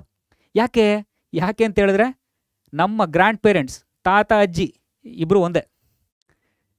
ದ ಸೇಮ್ ವೇ ಯಾವಾಗ ಆರ್ಗ್ಯಾನಿಸಮ್ಸ್ಗಳ ಮಧ್ಯೆ ಹೆಚ್ಚಿಗೆ ಸಿಮಿಲಾರಿಟೀಸ್ಗಳಿರುತ್ತೋ ಆಗ ಅದು ಏನನ್ನು ಇಂಡಿಕೇಟ್ ಮಾಡುತ್ತೆ ಅಂತ ಹೇಳಿದ್ರೆ, may be at one point of time, ಯಾವುದೋ ಒಂದು ಕಾಲದಲ್ಲಿ ಈ ಜೀವಿಗಳು ಒಂದೇ ಆನ್ಸೆಸ್ಟರಿಂದ ಬಂದಿರಬಹುದು ಅಂತೇಳಿ ನಮಗೆ ಗೊತ್ತಾಗಿರುತ್ತೆ. ಹೌದಾ? ಸೊ ಈ ರೀತಿಯಾಗಿ ಕ್ಲಾಸಿಫೈ ಮಾಡಿ ಆ ರಿಲೇಷನ್ಶಿಪ್ಸ್ಗಳನ್ನ ಅರ್ಥ ಮಾಡ್ಕೊಳ್ಳೋದ್ರಿಂದ ಅವುಗಳ ಎವಲ್ಯೂಷನರಿ ಹಿಸ್ಟ್ರಿ ಅನ್ನೋದನ್ನು ನಾವು ಈಸಿಯಾಗಿ ಅರ್ಥ ಮಾಡ್ಕೊಳ್ಬಹುದು. ಇದು ಕ್ಲಾಸಿಫಿಕೇಷನಿಂದ ನಮಗುಂಟಾಗುವಂಥ ಲಾಭ. ಸರಿನಾ? ಈಗ ಕ್ಲಾಸಿಫಿಕೇಷನ್ ಬಗ್ಗೆ ನಿಮಗೆ ಅರ್ಥ ಆಗಿದೆ ಅಂತ ಅಂದ್ಕೊಳ್ತೀನಿ. ಸರಿನಾ? ಮುಂದೆ ಹೋಗೋಣ. ಕ್ಲಾಸಿಫಿಕೇಷನ್ ಆದ ನಂತರ ನಮಗೆ ಸಿಸ್ಟಮ್ಯಾಟಿಕ್ಸ್ ಅಂತ ಒಂದು ಅಂಶ ಬರುತ್ತೆ. ಈಗ ಸಿಸ್ಟಮ್ಯಾಟಿಕ್ಸ್ ಅಂದರೆ ಏನು? ಈಗ ಅದನ್ನೇ ನಾನು ಹೇಳ್ತಾ ಇದ್ದೆ. ಈಗ ಟ್ಯಾಕ್ಸಾನಮಿಯಲ್ಲಿ ಏನಾಗುತ್ತೆ, ಟ್ಯಾಕ್ಸಾನಮಿಯಲ್ಲಿ ಸ್ಪೆಸಿಫಿಕ್ ಆಗಿ ನಾವು ಐಡೆಂಟಿಫಿಕೇಷನ್ ಮಾಡ್ತೀವಿ, ನಾಮೆನ್ಕ್ಲೇಚರ್ ಮಾಡ್ತೇವೆ, ಆರ್ಗ್ಯಾನಿಸಮನ್ನು ಕ್ಲಾಸಿಫೈ ಮಾಡ್ತೇವೆ. ಸ್ಪೆಸಿಫಿಕ್ ಆಗಿ ನಾವು ಫೈಲೋಜೆನೆಟಿಕ್ ಹಿಸ್ಟರಿ ಅಥವಾ ಎವಲ್ಯೂಷನರಿ ಹಿಸ್ಟ್ರಿ ಅದನ್ನು ನಾವು ಅಲ್ಲಿ ಇನ್ಕ್ಲೂಡ್ ಮಾಡಿರಲಿಲ್ಲ. ಈ ಸಿಸ್ಟಮ್ಯಾಟಿಕ್ಸ್ ಏನಿದೆಯಲ್ಲ, ಈ ಸಿಸ್ಟಮ್ಯಾಟಿಕ್ಸ್ ಅನ್ನೋದು again is the study of biological diversity and it's evolutionary history. ಇಲ್ಲಿ ನೀವು ಒಂದು ಅಂಶವನ್ನು ನೀವು ಗಮನಿಸಬೇಕು. ಹಾಗಿದ್ರೆ ಇದರಲ್ಲಿ ಟ್ಯಾಕ್ಸೋನಮಿ ಇರಲ್ವಾ? ಹೌದು, ಸಿಸ್ಟಮಿಕ್ಸ್ನಲ್ಲಿ ಟ್ಯಾಕ್ಸೋನಮಿ ಕೂಡ ಇರುತ್ತೆ, ಜೊತೆಗೆ ಎವಲ್ಯೂಷನರಿ ಹಿಸ್ಟ್ರಿಯನ್ನು ಕೂಡ ನಾವು ಸ್ಟಡಿ ಮಾಡ್ತೇವೆ. ಸೊ ಇದು ತುಂಬ ಸಿಂಪಲ್ ಆಗಿ ಹೇಳಬೇಕು ಅಂತ ಹೇಳಿದ್ರೆ ಟ್ಯಾಕ್ಸಾನಮಿ ಪ್ಲಸ್ ಫೈಲೋಜನಿ ಅಂತ ಹೇಳಿ. ಸರಿನಾ? ಫೈಲೋಜನಿ ಅಂತ ಹೇಳಿದ್ರೆ ಸ್ಟಡಿ ಆಫ್ ಎವಲ್ಯೂಷನರಿ ಹಿಸ್ಟ್ರಿ. ಇವೆರಡನ್ನ ಟ್ಯಾಕ್ಸಾನಮಿ ಮತ್ತೆ ಎವಲ್ಯೂಷನರಿ ಹಿಸ್ಟ್ರಿಯನ್ನು ಕಂಬೈನ್ ಮಾಡಿ ನಾವು ಹೇಳಿದ್ರೆ ಅದನ್ನು ನಾವು ಸಿಸ್ಟಮ್ಯಾಟಿಕ್ಸ್ ಅಂತ ಹೇಳಿ ಕರಿಬಹುದು. ಸರಿನಾ?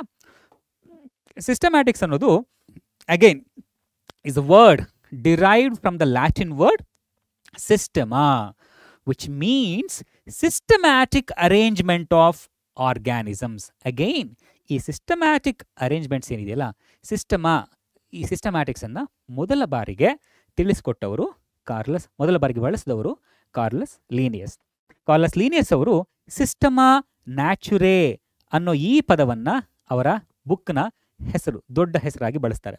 Okay, Carolus Linnaeus used Systema Naturae as the title of his publications. ಇಲ್ಲಿ ನೀವು ನೋಡ್ಬೋದು ಆ ಪಿಕ್ಚರನ್ನು.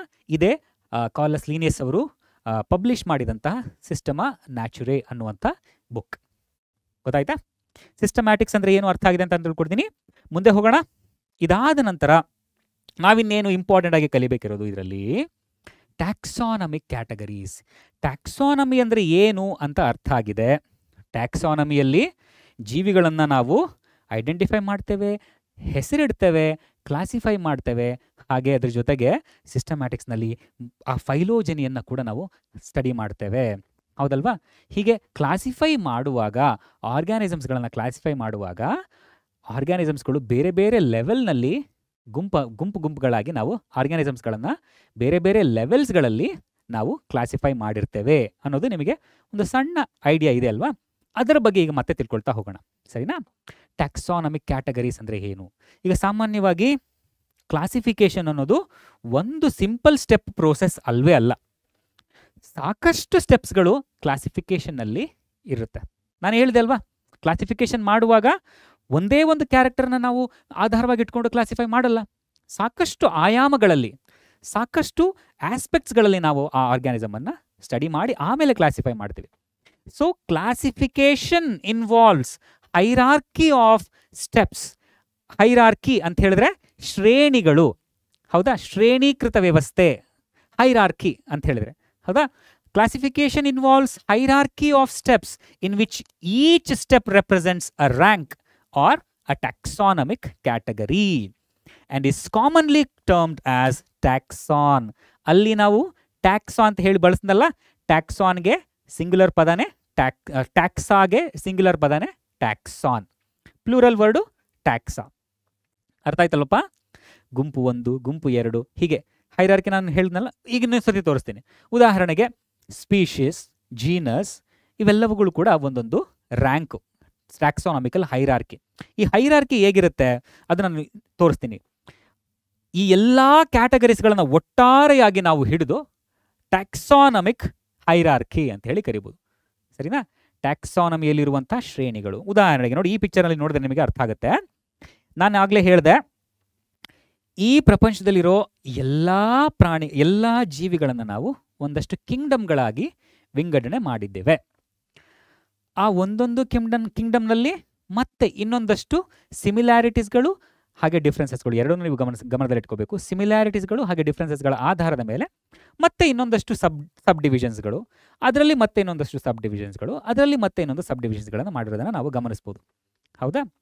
ಹೀಗೆ ಈ ಟ್ಯಾಕ್ಸಾನಮಿಕ್ ಹೈರಾರ್ಕಿ ಏನಿದೆಯಲ್ಲ, ಇದರಲ್ಲಿ ಒಂದೊಂದು ರ್ಯಾಂಕ್, ಒಂದೊಂದು ಲೆವೆಲ್ ಏನಿದೆ, ಈ ಎಲ್ಲ ಲೆವೆಲ್ಗಳು ಕೂಡ ಒಂದು ರ್ಯಾಂಕನ್ನು, ಒಂದು ಟ್ಯಾಕ್ಸಾನನ್ನು ಸೂಚಿಸುತ್ತೆ. ನಿಮಗೆ ಇನ್ನೂ ಸಿಂಪಲ್ ಆಗಿ ಹೇಳ್ತೀನಿ. ಈಗ ಇಡೀ ಪ್ರಪಂಚದಲ್ಲಿರೋ ದೇಶಗಳನ್ನೆಲ್ಲ 7 ಕಾಂಟಿನೆಂಟ್ಸ್ಗಳಾಗಿ ನಾವು ಡಿವೈಡ್ ಮಾಡಿದ್ದೇವೆ. ಹೌದಾ? ಒಂದೊಂದು ಕಾಂಟಿನೆಂಟ್ಸ್ ಒಳಗಡೆ ಮತ್ತೆ ಸಾಕಷ್ಟು ನೇಷನ್ಸ್ಗಳಿದೆ. ಅದನ್ನೇ ಯಾವ ರೀತಿ ನಾವು ಡಿವೈಡ್ ಮಾಡಿ, ಬೇಸ್ಡ್ ಆನ್ ಈ ಪರ್ಟಿಕ್ಯುಲರ್ ಭಾಗದಲ್ಲಿರುವಂಥ ಜನರೆಲ್ಲರೂ ಒಂದೇ ಥರ ಇದ್ದಾರೆ ಅಥವಾ ಇವರೆಲ್ಲರೂ ಒಂದೇ ಥರ ಕಲ್ಚರನ್ನು ಹೊಂದಿದ್ದಾರೆ ಅನ್ನೋದ್ರ ಮೇಲೆ ಒಂದು ಕಾಂಟಿನೆಂಟ್ ಒಳಗಡೆ ಮತ್ತೆ ಒಂದಷ್ಟು ದೇಶಗಳು, ಆ ದೇಶದ ಒಳಗಡೆ ಮತ್ತೆ ಇವರೆಲ್ಲರೂ ಒಂದೇ ಥರದ ಭಾಷೆ ಮಾತಾಡ್ತಾರೆ. ಹೌದಾ? ಇವರೆಲ್ಲರೂ ಒಂದೇ ಥರ ಭಾಷೆ ಮಾತಾಡ್ತಾರೆ, ಇವ್ರ ಸಂಸ್ಕಾರ ಸಂಪ್ರದಾಯಗಳೆಲ್ಲೂ ಒಂದೇ ಥರ ಇದೆ ಅನ್ನೋದ್ರ ಆಧಾರದ ಮೇಲೆ ಮತ್ತೆ ರಾಜ್ಯಗಳಿದೆ. ಹೌದಾ? ಮತ್ತೆ ಆ ರಾಜ್ಯಗಳ ಒಳಗಡೆ ಮತ್ತೆ ಈ ಜನಗಳೆಲ್ಲರೂ ಕೂಡ ಹತ್ರ ಇದ್ದಾರೆ, ಅಥವಾ ಇವರಲ್ಲಿ ಒಂದಷ್ಟು ಸಿಮಿಲಾರಿಟೀಸ್ಗಳು ಜಾಸ್ತಿ ಇದೆ. ನಾನು ನಿಮಗೆ ಜಸ್ಟ್ ಒಂದು ಅನಾಲಜಿ ಕೊಡ್ತಾ ಇದ್ದೀನಿ. ಅದರ ಆಧಾರದ ಮೇಲೆ ಆ ರಾಜ್ಯಗಳ ಒಳಗಡೆ ಡಿಸ್ಟ್ರಿಕ್ಟ್, ಮತ್ತೆ ಆ ಡಿಸ್ಟ್ರಿಕ್ಟ್ ಒಳಗಡೆ ಮತ್ತೆ ಇನ್ನೊಂದಷ್ಟು ಸಬ್ ಡಿವಿಷನ್ಸ್ಗಳು, ತಾಲೂಕು. ಅಲ್ಟಿಮೇಟ್ ಆಗಿ ನಮಗೆ ಒಂದು ಸ್ಮಾಲೆಸ್ಟ್ ಯೂನಿಟ್ ಏನು ಬರುತ್ತೆ, ಒಂದು ಗ್ರಾಮ, ಒಂದು ವಿಲೇಜ್. ಆ ವಿಲೇಜ್ ಒಳಗಡೆ ಇರೋರೆಲ್ಲರೂ ತುಂಬ ಕ್ಲೋಸ್ ರಿಲೇಟೆಡ್ಸ್. ಅದೇ ರೀತಿ ಇಡೀ ಭೂಮಂಡಲದಲ್ಲಿರುವಂತಹ ಜೀವಿಗಳನ್ನು ನಾವು ಲಾರ್ಜೆಸ್ಟ್ ಗ್ರೂಪ್ ಆಫ್ ಕ್ಲಾಸಿಫಿಕೇಶನ್ ಇದು ನಾನು ಹೇಳ್ತೀನಿ, ಅಂದರೆ ಹೈರಾರ್ಕಿ ಲಾರ್ಜೆಸ್ಟ್ ಹೈರಾರ್ಕಿ ಹೇಳ್ತಿರೋದು. ಇಡೀ ಭೂಮಂಡಲದಲ್ಲಿರುವಂತಹ ಜೀವಿಗಳನ್ನು ನಾವು ಒಂದು 5 ಕಿಂಗ್ಡಮ್ಗಳಲ್ಲಿ ನಾವು ವಿಂಗಡಣೆ ಮಾಡಿದ್ದೇವೆ. ಈಗ ಸದ್ಯಕ್ಕೆ ನಿಮಗೆ ಇಷ್ಟು ಇನ್ಫಾರ್ಮೇಷನ್ ಸಾಕು. ಮುಂದಿನ ಚಾಪ್ಟರ್ನಲ್ಲಿ ಇದೇ 5 ಕಿಂಗ್ಡಮ್ ಕ್ಲಾಸಿಫಿಕೇಶನ್ ಬಗ್ಗೆ ನಾನು ನಿಮಗೆ ಇನ್ನಷ್ಟು ವಿವರವಾಗಿ ಹೇಳ್ಕೊಡ್ತೇನೆ. 5 ಕಿಂಗ್ಡಮ್ ಕ್ಲಾಸಿಫಿಕೇಶನ್, ಕಿಂಗ್ಡಮ್ನ ಮೇಲೆ ಇನ್ನೊಂದು ಡೊಮೇನ್ ಅಂತ ಹೇಳಿ ಕೂಡ ಬರುತ್ತೆ, ಡೊಮೇನ್ ಸಿಸ್ಟಮ್ ಅಂತ ಹೇಳಿ ಬರುತ್ತೆ. ಅದ್ರ ಬಗ್ಗೆ ನಾನು ಟಚ್ ಮಾಡ್ತಾ ಇಲ್ಲ ಇವಾಗ. ಸದ್ಯಕ್ಕೆ ನಾವು ಒಪ್ಕೊಂಡಿರುವಂಥ ಕ್ಲಾಸಿಫಿಕೇಶನ್ ಸಿಸ್ಟಮ್ನಲ್ಲಿ 5 Kingdom classification is the widely used classification system. ಅದನ್ನು ಹೊರತಾಗಿ ಡೊಮೇನ್ ಸಿಸ್ಟಮ್ ಕೂಡ ಯೂಸ್ ಆಗುತ್ತೆ. ಈಗ ಈ ಕಿಂಗ್ಡಮ್ನ ಒಳಗಡೆ ಉದಾಹರಣೆಗೆ ಪ್ರಾಣಿಗಳೆಲ್ಲ ಒಂದು ಕಿಂಗ್ಡಮ್ ಅಂತ ಅನ್ಕೊಂಡ್ಬಿಡೋಣ, ಸರಿನಾ?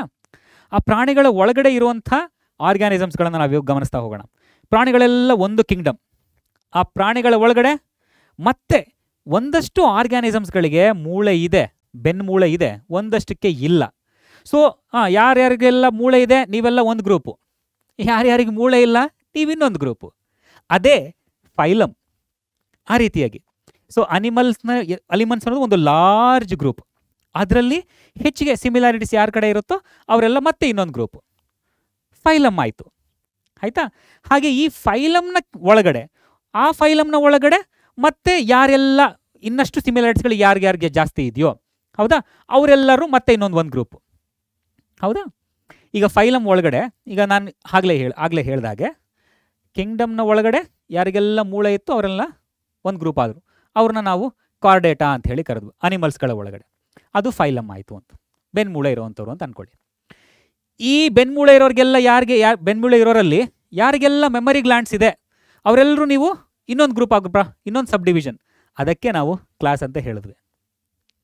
ಆ ಕ್ಲಾಸ್ನ ಒಳಗಡೆ ಯಾರಿಗೆಲ್ಲ ಮೆಮರಿ ಗ್ಲ್ಯಾಂಡ್ಸ್ ಇದೆಯೋ ಅವರೆಲ್ಲರೂ ಯಾರ್ಯಾರಿಗೆ ಕಾಲರ್ ಬೋನ್ಸ್ ಇದೆ ಅವರೆಲ್ಲರೂ ನೀವು ಒಂದು ಬೋನ್ ಒಂದು ಮತ್ತೆ ಇನ್ನೊಂದು ಸಬ್ ಗ್ರೂಪ್ ಆಗ್ರಪ್ಪ. ಅದರಲ್ಲಿ ಆ ಕ್ಲಾಸ್ ಒಳಗಡೆ ಇನ್ನೊಂದು ಸಬ್ ಗ್ರೂಪ್ ಆರ್ಡರ್ ಅಂತ ಬಂತು. ಮತ್ತೆ ಆ ಆರ್ಡರ್ನಲ್ಲಿ ಯಾರ ಹತ್ರ ಎಲ್ಲ ಮತ್ತೆ ಸಿಮಿಲಾರಿಟೀಸ್ಗಳು ಹೆಚ್ಚಾಗಿದೆ ಅವರೆಲ್ಲರೂ ಇನ್ನೊಂದು ಫ್ಯಾಮಿಲೀಸ್ಗಳಾದವು. ಆಯಿತಾ? ಹಾಗೆ ಈ ಫ್ಯಾಮಿಲೀಸ್ಗಳ ಒಳಗಡೆ ಮತ್ತೆ ಸಿಮಿಲಾರಿಟೀಸ್ಗಳು ಯಾರ ಹತ್ರ ಹೆಚ್ಚಾಗಿರುತ್ತೋ ಅವರು ನೀವು ಇನ್ನೊಂದು ಸಬ್ ಡಿವಿಷನ್, ಸಬ್ ಗ್ರೂಪ್, ಜೀನಸ್ ಮಾಡ್ಕೊಳ್ಳಿ. ಜೀನಸ್, ಆ ಜೀನಸ್ನ ಒಳಗಡೆ ಇನ್ನೊಂದು ಸಬ್ ಗ್ರೂಪ್. ಅಲ್ಟಿಮೇಟ್ ನಾವು ಹೇಗೆ ಈ ಕಾಂಟಿನೆಂಟಿಂದ ವಿಲೇಜಿಗೆ ಬಂದ್ವೋ ಅದೇ ರೀತಿ ಯಾರ ಹತ್ರ ತುಂಬ ಸಿಮಿಲಾರಿಟೀಸ್ಗಳು ಜಾಸ್ತಿ ಇರುತ್ತೋ, ಹೆಚ್ಚಿಗೆ ಸಿಮಿಲಾರಿಟೀಸ್ಗಳಿರುತ್ತೋ ಅವರೆಲ್ಲನೂ ನಾವು ಸ್ಪೀಷೀಸ್ಗಳಾಗಿ ವಿಂಗಡಣೆ ಮಾಡಿದ್ವಿ. ಅರ್ಥ ಆಯ್ತಪ್ಪ? ಇನ್ನೊಂದು ಸರ್ತಿ ಹೇಳ್ತೀನಿ, ನಾನು ನಿಮಗೆ ಹೇಳ್ಕೊಡುವಾಗ ಕನ್ಫ್ಯೂಸ್ ಮಾಡಿಬಿಟ್ಟೆ ಅಂತ ಅಂದ್ಕೊಳ್ತೀನಿ. ಕನ್ಫ್ಯೂಸ್ ಆಗಿದ್ದರೆ ಕನ್ಫ್ಯೂಸ್ ಮಾಡ್ಕೊಳ್ಬೇಡಿ. ಇದನ್ನು ಪಕ್ಕದಲ್ಲಿಟ್ಟು ಇದೆಲ್ಲವುಗಳು ಕೂಡ ಒಂದೊಂದು ಕೂಡ ಟ್ಯಾಕ್ಸಾನ್ಗಳು ಕಣಪ್ಪ.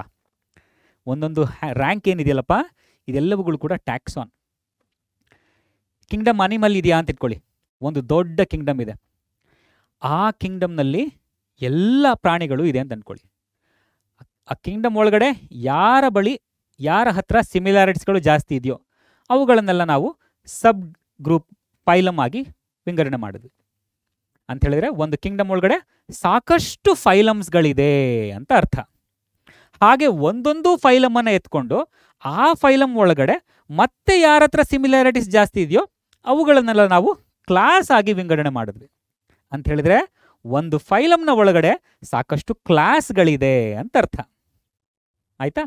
ಹಾಗೆ ಒಂದು ಕ್ಲಾಸ್ ಒಳಗಡೆ ಮತ್ತೆ ಇನ್ನು ಯಾರ ಹತ್ರ ಸಿಮಿಲಾರಿಟೀಸ್ ಹೆಚ್ಚಿಗೆ ಇದೆಯೋ ಅವರನ್ನೆಲ್ಲ ನಾವು ಆರ್ಡರ್ಗಳಾಗಿ ವಿಂಗಡಣೆ ಮಾಡಿದ್ವಿ.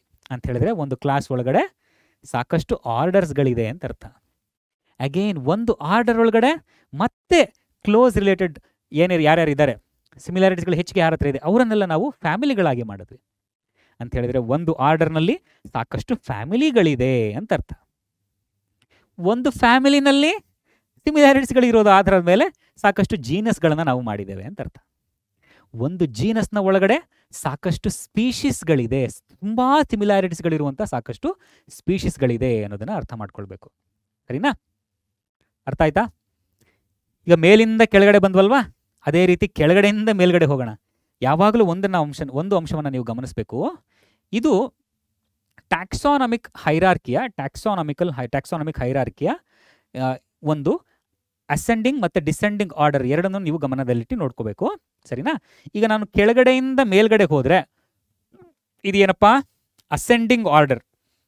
ನಾನು ಇದುವರೆಗೂ ನಿಮಗೆ ಹೇಳ್ಕೊಟ್ಟಿದ್ದು ಡಿಸೆಂಡಿಂಗ್ ಆರ್ಡರ್ನಲ್ಲಿ ಮೇಲಿಂದ ಕೆಳಗಡೆ ಬಂದೆ ಅಲ್ವಾ ನಾನು? ಮೇಲಿಂದ ಕೆಳಗಡೆಗೆ ಬಂದೆ ಹೀಗೆ, ಹೌದಾ? Descending order, ascending order. ಈಗ ಕೆಳಗಡೆಯಿಂದ ನಾನು ಮೇಲ್ಗಡೆಯಿಂದ ಕೆಳಗಡೆಗೆ ಬರಬೇಕಾದ್ರೆ ಏನು ಹೇಳ್ತಾ ಹೋದೆ? ಸಿಮಿಲಾರಿಟೀಸ್ಗಳ ಆಧಾರದ ಮೇಲೆ ನಾವು ಈ ಆರ್ಗ್ಯಾನಿಸಮ್ಸ್ಗಳನ್ನು ಗುಂಪು ಮಾಡ್ತಾ ಹೋದ್ವಿ ಅಂತ ಹೇಳಿದ್ವಲ್ವಾ?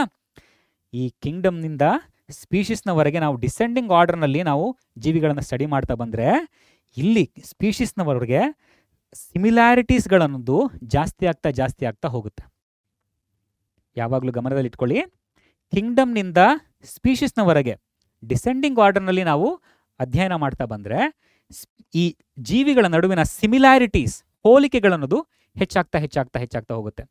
ಇಲ್ಲಿ ಸ್ಪೀಷೀಸ್ಗಳ ನಡುವೆ ತುಂಬ ಕ್ಲೋಸ್ ರಿಲೇಷನ್ಸ್ ಇರುತ್ತೆ ಸ್ಪೀಷೀಸ್ಗಳು, ಹೌದಾ?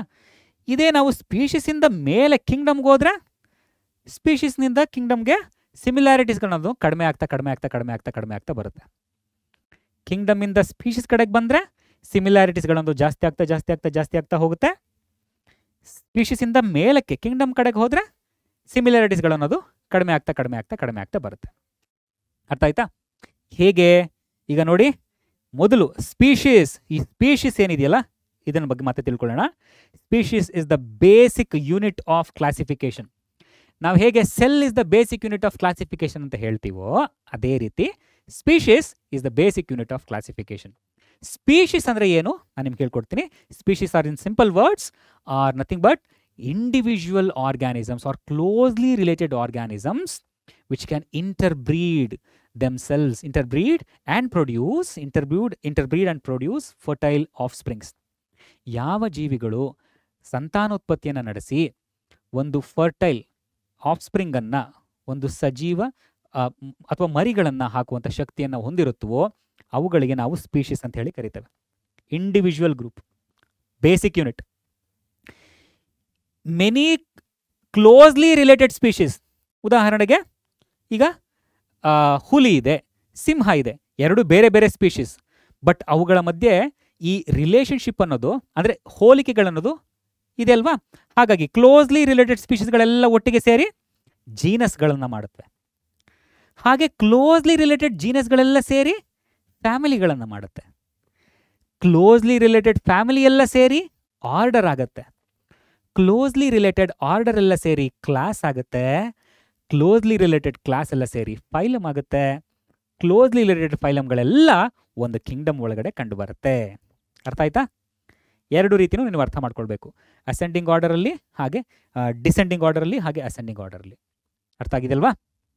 ಸೊ ಇಲ್ಲಿ ಕಾಣಿಸ್ತಾ ಇರುವಂಥ ಒಂದೊಂದು ಲೆವೆಲ್ ಏನಿದೆ, ರ್ಯಾಂಕ್ ಏನಿದೆ, ಇದನ್ನು ನಾವು ಟ್ಯಾಕ್ಸಾನ್ ಅಂತ ಹೇಳಿ ಕರಿತೇವೆ. ಈಗ ನಾವು ಒಂದೊಂದ್ರ ಬಗ್ಗೆನೂ ತಿಳ್ಕೊಳ್ತಾ ಹೋಗೋಣ. ಸ್ಪೀಶೀಸ್ ಅಂದರೆ ಏನು, ಜೀನಸ್ ಅಂದರೆ ಏನು, ಫ್ಯಾಮಿಲಿ ಅಂದರೆ ಏನು, ಆರ್ಡರ್ ಅಂದರೆ ಏನು, ಕ್ಲಾಸ್, ಫೈಲಮ್. ಹಾಗೆ ನಿಮಗಿದನ್ನು ನೆನ್ಪಿಟ್ಕೊಳ್ಳೋದಕ್ಕೆ, ಈ ಆರ್ಡರನ್ನು ನೆನ್ಪಿಟ್ಕೊಳ್ಳೋದಕ್ಕೆ ಏನಾದರೂ ಕಷ್ಟ ಆಗುತ್ತೆ ಅಂತ ಹೇಳಿದ್ರೆ ನ್ಯೂಮೋನಿಕ್ಸನ್ನು ಕೂಡ ಬಳಸ್ಬೋದಪ್ಪ. ನ್ಯೂಮೋನಿಕ್ಸ್ ಅಂತ ಹೇಳಿದ್ರೆ ನಿಮಗೆ ಸಾಕಷ್ಟು ರೀತಿಯ ನ್ಯೂಮೋನಿಕ್ಸ್ಗಳು ನಿಮಗೆ ದೊರಕಬಹುದು. ನಾನು ಸಣ್ಣದಾದ ಒಂದು ನ್ಯೂಮೋನಿಕ್ಸನ್ನು ನಿಮಗೆ ಹೇಳ್ಕೊಡ್ತೇನೆ, ಉಪಯೋಗ ಆಗಬಹುದು ಅಂಥೇಳಿ. ಸರಿನಾ? ಈಗ ನಮಗೆ ಟ್ಯಾಕ್ಸಾನಮಿಕ್ ಹೈರಾರ್ಕಿಯಲ್ಲಿ ಒಟ್ಟು 7 ರ್ಯಾಂಕ್ಗಳಿದೆ ಅಂತ ಗೊತ್ತು. ಇದನ್ನೊಂದನ್ನು ನೀವು ಗಮನದಲ್ಲಿಟ್ಕೊಳ್ಬೇಕು. ಎಷ್ಟು ರ್ಯಾಂಕ್ಸ್ಗಳಿದೆ, ಎಷ್ಟು ಲೆವೆಲ್ಸ್ಗಳಿದೆ? 7. ಹೌದಾ? Top 1 is kingdom, highest category. ಬಾಟಮ್ನಲ್ಲಿ ಲೋಯೆಸ್ಟ್ ಕ್ಯಾಟಗರಿ ಯಾವುದು? ಸ್ಪೀಶೀಸ್. ಇನ್ನು ಉಳ್ಕೊಂಡಿರೋದು 5, ಮಧ್ಯದಲ್ಲಿ 5. ಕನ್ಫ್ಯೂಷನ್ ಆಗೋದೇ ಇಲ್ಲಿ. ಈ 5 ಬಗ್ಗೆ ಅವುಗಳನ್ನು ಅರೇಂಜ್ ಮಾಡಬೇಕಾದ್ರೆ ನಮಗೆ ಸ್ವಲ್ಪ ಕನ್ಫ್ಯೂಷನ್ ಆಗುತ್ತೆ. ಮಕ್ಕಳಿಗೆ ನೀವೆಲ್ಲರೂ ಕೂಡ ಮೊದಲನೇ ಬಾರಿಗೆ ಇದನ್ನು ಕಲಿತಾ ಇದ್ದೀರಲ್ವಾ, ಸ್ವಲ್ಪ ಕನ್ಫ್ಯೂಷನ್ಸ್ ಆಗೋದು ಸಹಜ. ತಲೆ ಕೆಡ್ಸ್ಕೊಳ್ಬೇಡಿ. ಪದೇ ಪದೇ ಓದ್ತಾ ನಾವು ಇದನ್ನು ಅರ್ಥ ಮಾಡ್ಕೊಳ್ಬೋದು. ಒಂದು ನ್ಯೂಮೋನಿಕನ್ನು ನಾನು ಇಲ್ಲಿ ಕೊಡ್ತಾ ಇದ್ದೀನಿ. ಹಾಗೆ ನೋಡಿ, ಇಲ್ಲಿ ಓಕೆ, ಕೆಳಗಡೆನೇ ಬರೆದ್ಬಿಡ್ತೀನಪ್ಪ. ಕಾಣಿಸುತ್ತಾ ನಿಮಗೆ? ಕಾಣಿಸ್ಬಹುದು. ಇಲ್ಲಿ king, kingdom, Philip, phylum, came, C class, okay, came over, O order, for family, genus good, G genus, soup species. So ಈ ನ್ಯೂಮೋನಿಕನ್ನು ನೀವು ಬಳಸ್ಬೋದು. King Philip came over for good soup. ಈ ಆರ್ಡರ್ನ ನೀವು ಈಸಿಯಾಗಿ ಜ್ಞಾಪಕ ಇಟ್ಕೊಳ್ಬೋದು. ನಿಮಗೆ ಇದೇನಾದರೂ ಕನ್ಫ್ಯೂಷನ್ ಆಯಿತು ಅಂತ ಹೇಳಿದ್ರೆ, king Philip came over for good soup. King, kingdom, Philip, phylum, came, class, over order, for family, good genus, soup species. Easy ಆಯ್ತಾ? ಈಸಿ ಆಗಿದೆ ಅಂತ ಭಾವಿಸ್ತೀನಿ. ಅಥವಾ ನಿಮಗೆ ಬೇರೆ ಇನ್ಯಾವುದೇ ನ್ಯೂಮೋನಿಕ್ ಸಿಕ್ಕರೂ ಕೂಡ ನೀವು ಅದನ್ನು ಕೂಡ ಬಳಸಿ. ಆದರೆ ಬರೆಯುವಾಗ ಯಾವಾಗಲೂ ಗಮನದಲ್ಲಿಟ್ಕೊಂಡು ಈ 7 ರ್ಯಾಂಕ್ಸ್ಗಳನ್ನು ಕ್ರಮಬದ್ಧವಾಗಿ ನೀವು ಬರೀಬೇಕು. ಎಕ್ಸಾಮಿನೇಷನ್ ಪಾಯಿಂಟ್ ಆಫ್ ವ್ಯೂವಿಂದ ಕೂಡ ತುಂಬ ಇಂಪಾರ್ಟೆಂಟ್ ಆಗುತ್ತೆ. ಸರಿನಾ? ರೈಟ್. ನಾವು let's move ahead. Okay, so ಈಗ ನಾವು ಈ ಒಂದೊಂದು ರ್ಯಾಂಕ್ಗಳ ಬಗ್ಗೆ ತಿಳ್ಕೊಳ್ತಾ ಹೋಗೋಣ. ಉದಾಹರಣೆಗೆ ಮೊದಲನೇ ರ್ಯಾಂಕ್ ಅಂದರೆ ಬಾಟಮಿಂದ ಮೇಲಕ್ಕೆ ಹೋಗ್ತಾ ಇದ್ದೀವಿ ನಾವಿವಾಗ. ಮೊದಲನೇ ರ್ಯಾಂಕ್ ಯಾವುದಪ್ಪ? ಸ್ಪೀಶೀಸ್. ಸ್ಪೀಶೀಸ್ ಅಂತ ಹೇಳಿದ್ರೆ ಏನು? Group of closely related organisms that are capable of interbreeding and produce fertile offsprings. ಯಾವ ಜೀವಿಗಳು ತುಂಬ ಕ್ಲೋಸ್ ರಿಲೇಟೆಡ್ ಆಗಿದೆಯೋ ಮತ್ತೆ ಸಂತಾನೋತ್ಪತ್ತಿಯನ್ನು ನಡೆಸುತ್ತವೋ, ಸಂತಾನೋತ್ಪತ್ತಿಯನ್ನು ನಡೆಸಿ ಜೀವಿಗಳಿಗೆ ಜನ್ಮ ನೀಡುತ್ತೆ, ಹಾಗೆ ಜೀವ ನೀಡಿದಂಥ ಆ ಜೀವಿಯೂ ಕೂಡ ಸಂತಾನೋತ್ಪತ್ತಿಯನ್ನು ನಡೆಸಬೇಕು. Even it should be fertile. ಕೆಲವೊಮ್ಮೆ ಏನಾಗುತ್ತೆ, ಈಗ ಮ್ಯೂಲ್ ಬಗ್ಗೆ ಕೇಳಿದ್ದೀರಾ? ಡಾಂಕಿ ಮತ್ತು ಹಾರ್ಸ್ ಇವೆರಡರ ಸಮ್ಮಿಲನದಿಂದ ಮ್ಯೂಲ್ ಅನ್ನುವಂಥ ಒಂದು ಸ್ಪೀಷೀಸ್ ಬರಬಹುದು. ಆದರೆ ಅದನ್ನು ನಾವು ಸ್ಪೀಷೀಸ್ ಅಂತೇಳಿ ಕರೀಲಿಕ್ಕಾಗಲ್ಲ. ಯಾಕಂತ ಹೇಳಿದ್ರೆ mule is a mule is infertile. Mule is infertile. So ನಾನು ಅದ್ರ ಬಗ್ಗೆ ಹೆಚ್ಚಿಗೆ ಹೋಗ್ತಾ ಇಲ್ಲ, ಓಕೆನಾ? ಸೊ ಯಾವಾಗಲೂ ಇದನ್ನು ನೀವು ಗಮನದಲ್ಲಿಟ್ಕೊಳ್ಬೇಕು, ಹೌದಾ? ಸ್ಪೀಷೀಸ್ಗಳಿಗೆ ಉದಾಹರಣೆಗೆ human beings are one species, dogs are one species. ಮನುಷ್ಯರಿಗೆ ಮಾತ್ರ ಜನ್ಮವನ್ನು ನೀಡಲಿಕ್ಕೆ ಸಾಧ್ಯ, ಮಂಗಕ್ಕಲ್ಲ. ಹಾಗೆ ನಾಯಿಗೆ ಮಾತ್ರ ಜನ್ಮ ನೀಡಲಿಕ್ಕೆ ಸಾಧ್ಯ, ಬೆಕ್ಕಿಗಲ್ಲ. ಬೆಕ್ಕಿಗೆ ಮಾತ್ರ ಜನ್ಮ ನೀಡಲಿಕ್ಕೆ ಸಾಧ್ಯ, ನಾಯಿಗಲ್ಲ, ಹೌದಲ್ವಾ? ಹಾಗೆ ಬೇರೆ ಬೇರೆ ಸ್ಪೀಷೀಸ್ಗಳೇನಾದರೂ ಇಂಟರ್ಬ್ರೀಡ್ ಮಾಡಿ ಯಾವುದಾದ್ರೂ ಒಂದು ಜೀವಿಗೆ ಜನ್ಮ ಕೊಟ್ಟರೆ ಸಾಮಾನ್ಯವಾಗಿ, ಸ್ವಾಭಾವಿಕವಾಗಿ, ನ್ಯಾಚುರಲ್ ಆಗಿ ಆಗೋದು ಸಾಧ್ಯ ಇಲ್ಲ. ಕೆಲವೊಮ್ಮೆ ಆಗಬಹುದು. ನಾನು ಮ್ಯೂಲ್ ಹೇಳಿದೆ, ಝೆಂಕಿ ಹೇಳಿದೆ, ಹೌದಾ? ಝೆಂಕಿ ಹೇಳಿಲ್ಲ, ಝೆಂಕಿನೂ ಆಗ್ಬೋದು, ಹೌದಾ? ಈ ರೀತಿಯಾಗಿ ಬಂದಂಥ ಇಂಟರ್ ಸ್ಪೆಸಿಫಿಕ್ ಹೈಬ್ರಿಡೈಸೇಷನ್ ಅಂತ ಹೇಳಿ ನಾವು ಕರಿತೇವೆ. ಬೇರೆ ಬೇರೆ ಸ್ಪೀಷೀಸ್ಗಳ ಸಮ್ಮಿಲನದಿಂದ ಯಾವುದಾದ್ರೂ ಜೀವಿಗಳು ಬಂದ್ಬಿಟ್ರೆ ಅದು ಸಾಮಾನ್ಯವಾಗಿ ಇನ್ಫರ್ಟೈಲ್ ಆಗಿರುತ್ತೆ. ಹಾಗಾಗಿ ನಾವು ಅದನ್ನು ಸ್ಪೀಷೀಸ್ ಅಂತ ಹೇಳಿ ಕರೆಯೋಲ್ಲ. ಅರ್ಥ ಆಯ್ತಾ? ಸ್ಪೀಷೀಸ್ನ ಡೆಫಿನೇಷನ್, ಈ ಬಯೋಲಾಜಿಕಲ್ ಕಾನ್ಸೆಪ್ಟ್ ಏನಿದೆಯಲ್ಲ, ಈ ಸ್ಪೀಷೀಸ್ ಬಯೋಲಾಜಿಕಲ್ ಕಾನ್ಸೆಪ್ಟ್ ಏನಿದೆಯಲ್ಲ, ಇದು it was given by Ernst mayor. ನಿಮ್ಮ ಚಾಪ್ಟರ್ನ ಫಸ್ಟ್ ಚಾಪ್ಟರ್ ಏನಿದೆಯಲ್ವ ಅದರ ಪಕ್ಕದಲ್ಲಿ ಪೇಜ್ನಲ್ಲಿ ಅರ್ನ್ಸ್ಟ್ ಮೇಯರ್ನವರ ಕುರಿತಾದ ಒಂದಷ್ಟು ಇನ್ಫಾರ್ಮೇಷನನ್ನು ಕೊಟ್ಟಿದ್ದಾರೆ. ಒಮ್ಮೆ ಅದನ್ನು ಓದಿ, ಸರಿನಾ? Right, okay then. ಸೊ ಈಗ ಉದಾಹರಣೆಗೆ ಇಲ್ಲಿ ಸಾಕಷ್ಟು ಸ್ಪೀಷೀಸ್ಗಳನ್ನು ನಾನು ಹೆಸರಿಡ್ತೀನಿ. ಹೋಮೋಸೆಪಿಯನ್ಸ್, ಮ್ಯಾಂಜಿಫೆರಾ ಇಂಡಿಕಾ, ಹಾಗೆ ಈಗ ಪೊಟ್ಯಾಟೊ ಆಗಿರ್ಬೋದು, ಟೊಮ್ಯಾಟೊ ಆಗಿರಬಹುದು, ಬ್ರಿಂಜಾಲ್, ಲಯನ್, ಟೈಗರ್, ಚೀತಾ, ಚಿರತೆ, ಎಲ್ಲವುಗಳು ಕೂಡ ಒಂದೊಂದು different species. They are all different species. ಅವೆಲ್ಲವುಗಳ ಸೈಂಟಿಫಿಕ್ ನೇಮನ್ನು ನೀವು ಇಲ್ಲಿ ಗಮನಿಸ್ಬೋದು. ಅವೆಲ್ಲವುಗಳಿಗೂ ಕೂಡ ಒಂದಷ್ಟು ಸೈಂಟಿಫಿಕ್ ನೇಮ್ಸ್ಗಳಿದೆ. ಉದಾಹರಣೆಗೆ ನೋಡಿ, ಮ್ಯಾಂಜಿಫೆರಾ ಇಂಡಿಕಾದ ಸೈಂಟಿಫಿಕ್ ನೇಮಪ್ಪ ಮ್ಯಾಂಜಿಫೆರಾ ಇಂಡಿಕಾ. ಇಲ್ಲಿ ಈ ಕೊನೆಯಲ್ಲಿ ಏನಿದೆಯಲ್ಲ ಇದೆಲ್ಲವುಗಳು ಕೂಡ ಸ್ಪೆಸಿಫಿಕ್ ಎಪಿಥೆಟ್, ಸ್ಪೀಷೀಸ್ ನೇಮ್ ನಿಮ್ಗೆ ಆಲ್ರೆಡಿ ಅರ್ಥ ಆಗಿದೆ, ಹೌದಾ? ನೋಡಿ, ಟ್ಯೂಬರೋಸಮ್, ಸೋಲನಮ್ ಟ್ಯೂಬರೋಸಮ್, ಸೋಲನಮ್ ನಿಗ್ರಮ್, ಸೋಲನಮ್ ಲೈಕೋಪರ್ಸಿಕಮ್, ಇವೆಲ್ಲವುಗಳು ಕೂಡ ನೋಡಿ, ಇದು ಟೊಮ್ಯಾಟೊ, ಇದು ನೈಟ್ ಶೇಡ್, ಇದು ಪೊಟ್ಯಾಟೊ, ಹೌದಾ? ಇದು ಬ್ರಿಂಜಾಲ್. ಇವೆಲ್ಲವುಗಳು ಕೂಡ ಬೇರೆ ಬೇರೆ ಸ್ಪೀಷೀಸ್ ನೇಮನ್ನು ಸ್ಪೀಷೀಸ್ ನೇಮ್ ಹೆಸರು ಬೇರೆ ಬೇರೆ ಇದ್ರೂ ಕೂಡ ಅವೆಲ್ಲವುಗಳು ಕೂಡ ಒಂದೇ ಜೀನಸ್. ಅರ್ಥ ಆಗ್ತಿದೆಯಾ? ಸೋಲನಮ್ ಅನ್ನೋ ಜೀನಸ್. ಯಾಕೆ ಎಲ್ಲ ಒಂದೇ ಗ್ರೂಪ್ನಲ್ಲಿದೆ, ಒಂದೇ ಜೀನಸ್ನಲ್ಲಿ ಯಾಕಿದೆ? ಈ ಸ್ಪೀಷೀಸ್ಗಳೆಲ್ಲವುಗಳು ಕೂಡ ಕ್ಲೋಸ್ಲಿ ರಿಲೇಟೆಡ್ ಸ್ಪೀಷೀಸ್, ಹಾಗಾಗಿ ಒಂದು ಜೀನಸ್ನಲ್ಲಿ ಇದೆ. ಅದೇ ರೀತಿ ಲಯನ್, ಟೈಗರ್, ಲೆಪರ್ಡ್ ಇವೆಲ್ಲವುಗಳು ಕೂಡ ಬೇರೆ ಬೇರೆ ಸ್ಪೀಷೀಸ್ಗಳು, ಹೌದಾ? Leo, tigris, pardus and all. ಆದರೆ ಎಲ್ಲ ಕೂಡ ಒಂದೇ ಜೀನಸ್ಸಲ್ಲಿದೆ. ಯಾಕಂತ ಹೇಳಿದ್ರೆ they are all closely related species. ಅರ್ಥ ಆಯ್ತಾ? ಸೊ ಯಾವುದೇ ಒಂದು ಬಯಾಲಜಿಕಲ್ ನೇಮಲ್ಲಿ ಇರುವಂತಹ ಎರಡು ಕಾಂಪೊನೆಂಟ್ಸ್ಗಳ ಬಗ್ಗೆ ನಿಮಗೆ ಅರ್ಥ ಆಗಿದೆ ಅಂತ ಅಂದ್ಕೊಳ್ತೀನಿ. ಮೊದಲನೇ ಕಾಂಪೊನೆಂಟ್ ಜೀನಸ್ ನೇಮ್ ಆಗಿರುತ್ತೆ, ಹಾಗೆ ಎರಡನೇ ಕಾಂಪೊನೆಂಟ್ ಸ್ಪೀಷೀಸ್ ನೇಮ್ ಆಗಿರುತ್ತೆ. ಸ್ಪೀಷೀಸ್ ನೇಮನ್ನು ಬರೆಯುವಾಗ ಯಾವಾಗಲೂ ಈ ಎರಡೂ ಹೆಸರನ್ನು ಬಳಸಿ, ಎರಡೂ ಕಾಂಪೊನೆಂಟ್ಸನ್ನು ಬಳಸಿ ನಾವು ಬರಿತೇವೆ. ಮಾಡರ್ನ್ ಹ್ಯೂಮನ್ ಬೀಯಿಂಗ್ಸ್ನ ಹೆಸರೇನು? ಹೋಮೋಸೇಪಿಯನ್ಸ್. ಸೊ ಇಲ್ಲಿ ಕೊಟ್ಟಿರುವಂತಹ ಒಂದಷ್ಟು ಎಕ್ಸಾಂಪಲ್ಸ್ಗಳೇನಿದೆ, ಆ ಹೆಸರುಗಳೇನಿದೆ, ಉದಾಹರಣೆ, ನೀವು ಇದುವರೆಗೂ ಪೊಟ್ಯಾಟೊ ಅಂತ ಕೇಳಿರ್ತೀರಾ, ನೀವು ಸೋಲನಮ್ ಟ್ಯೂಬರೋಸಮ್ ಅಂತ ಹೇಳಿ ಕೇಳಿರೋದೇ ಇಲ್ಲ. ಆದರೆ ಇನ್ನು ಮುಂದೆ ಬರೆಯೋದಕ್ಕೆ ಪ್ರಾಕ್ಟೀಸ್ ಮಾಡಿ, ಅದರ್ವೈಸ್ ಯು ವಿಲ್ ಫರ್ಗೆಟ್, ಹೌದಾ? ನಮ್ಮ ಟೆಕ್ಸ್ಟ್ ಬುಕ್ನಲ್ಲಿ ಕೊಟ್ಟಿರುವಂಥ ಹೆಸರುಗಳೇನಿದೆ, ಸೈಂಟಿಫಿಕ್ ನೇಮ್ ಏನಿದೆ, ಅವೆಲ್ಲವನ್ನ ಸಾಧ್ಯ ಆದಷ್ಟು ಬರೀತಾ ಪ್ರಾಕ್ಟೀಸ್ ಮಾಡಿ. ಇಲ್ಲ ಅಂತ ಹೇಳಿದ್ರೆ ಮರ್ತು ಹೋಗ್ಬಿಡುತ್ತೆ. ಐ ಹೋಪ್ ಯು ಹ್ಯಾವ್ ನಿಮ್ಗೆ ಅರ್ಥ ಆಗಿದೆ ಅಂತ ಅನ್ಕೊಳ್ತೀನಿ. ಈಗ ಸ್ಪೀಷೀಸ್ ಅಂದರೆ ಏನು ಅಂತ ಅರ್ಥ ಆಯಿತು, ಹೌದಾ? ಸ್ಪೀಷೀಸ್ ಆದಮೇಲೆ ನೆಕ್ಸ್ಟ್ ಲೆವೆಲ್ ಏನು ಬರುತ್ತೆ? Closely related species form genus. ಸರಿನಾ? ಜೀನಸ್ ಅಂತ ಹೇಳಿದ್ರೆ ಏನು? Group of closely related species or aggregates of species is called as genus.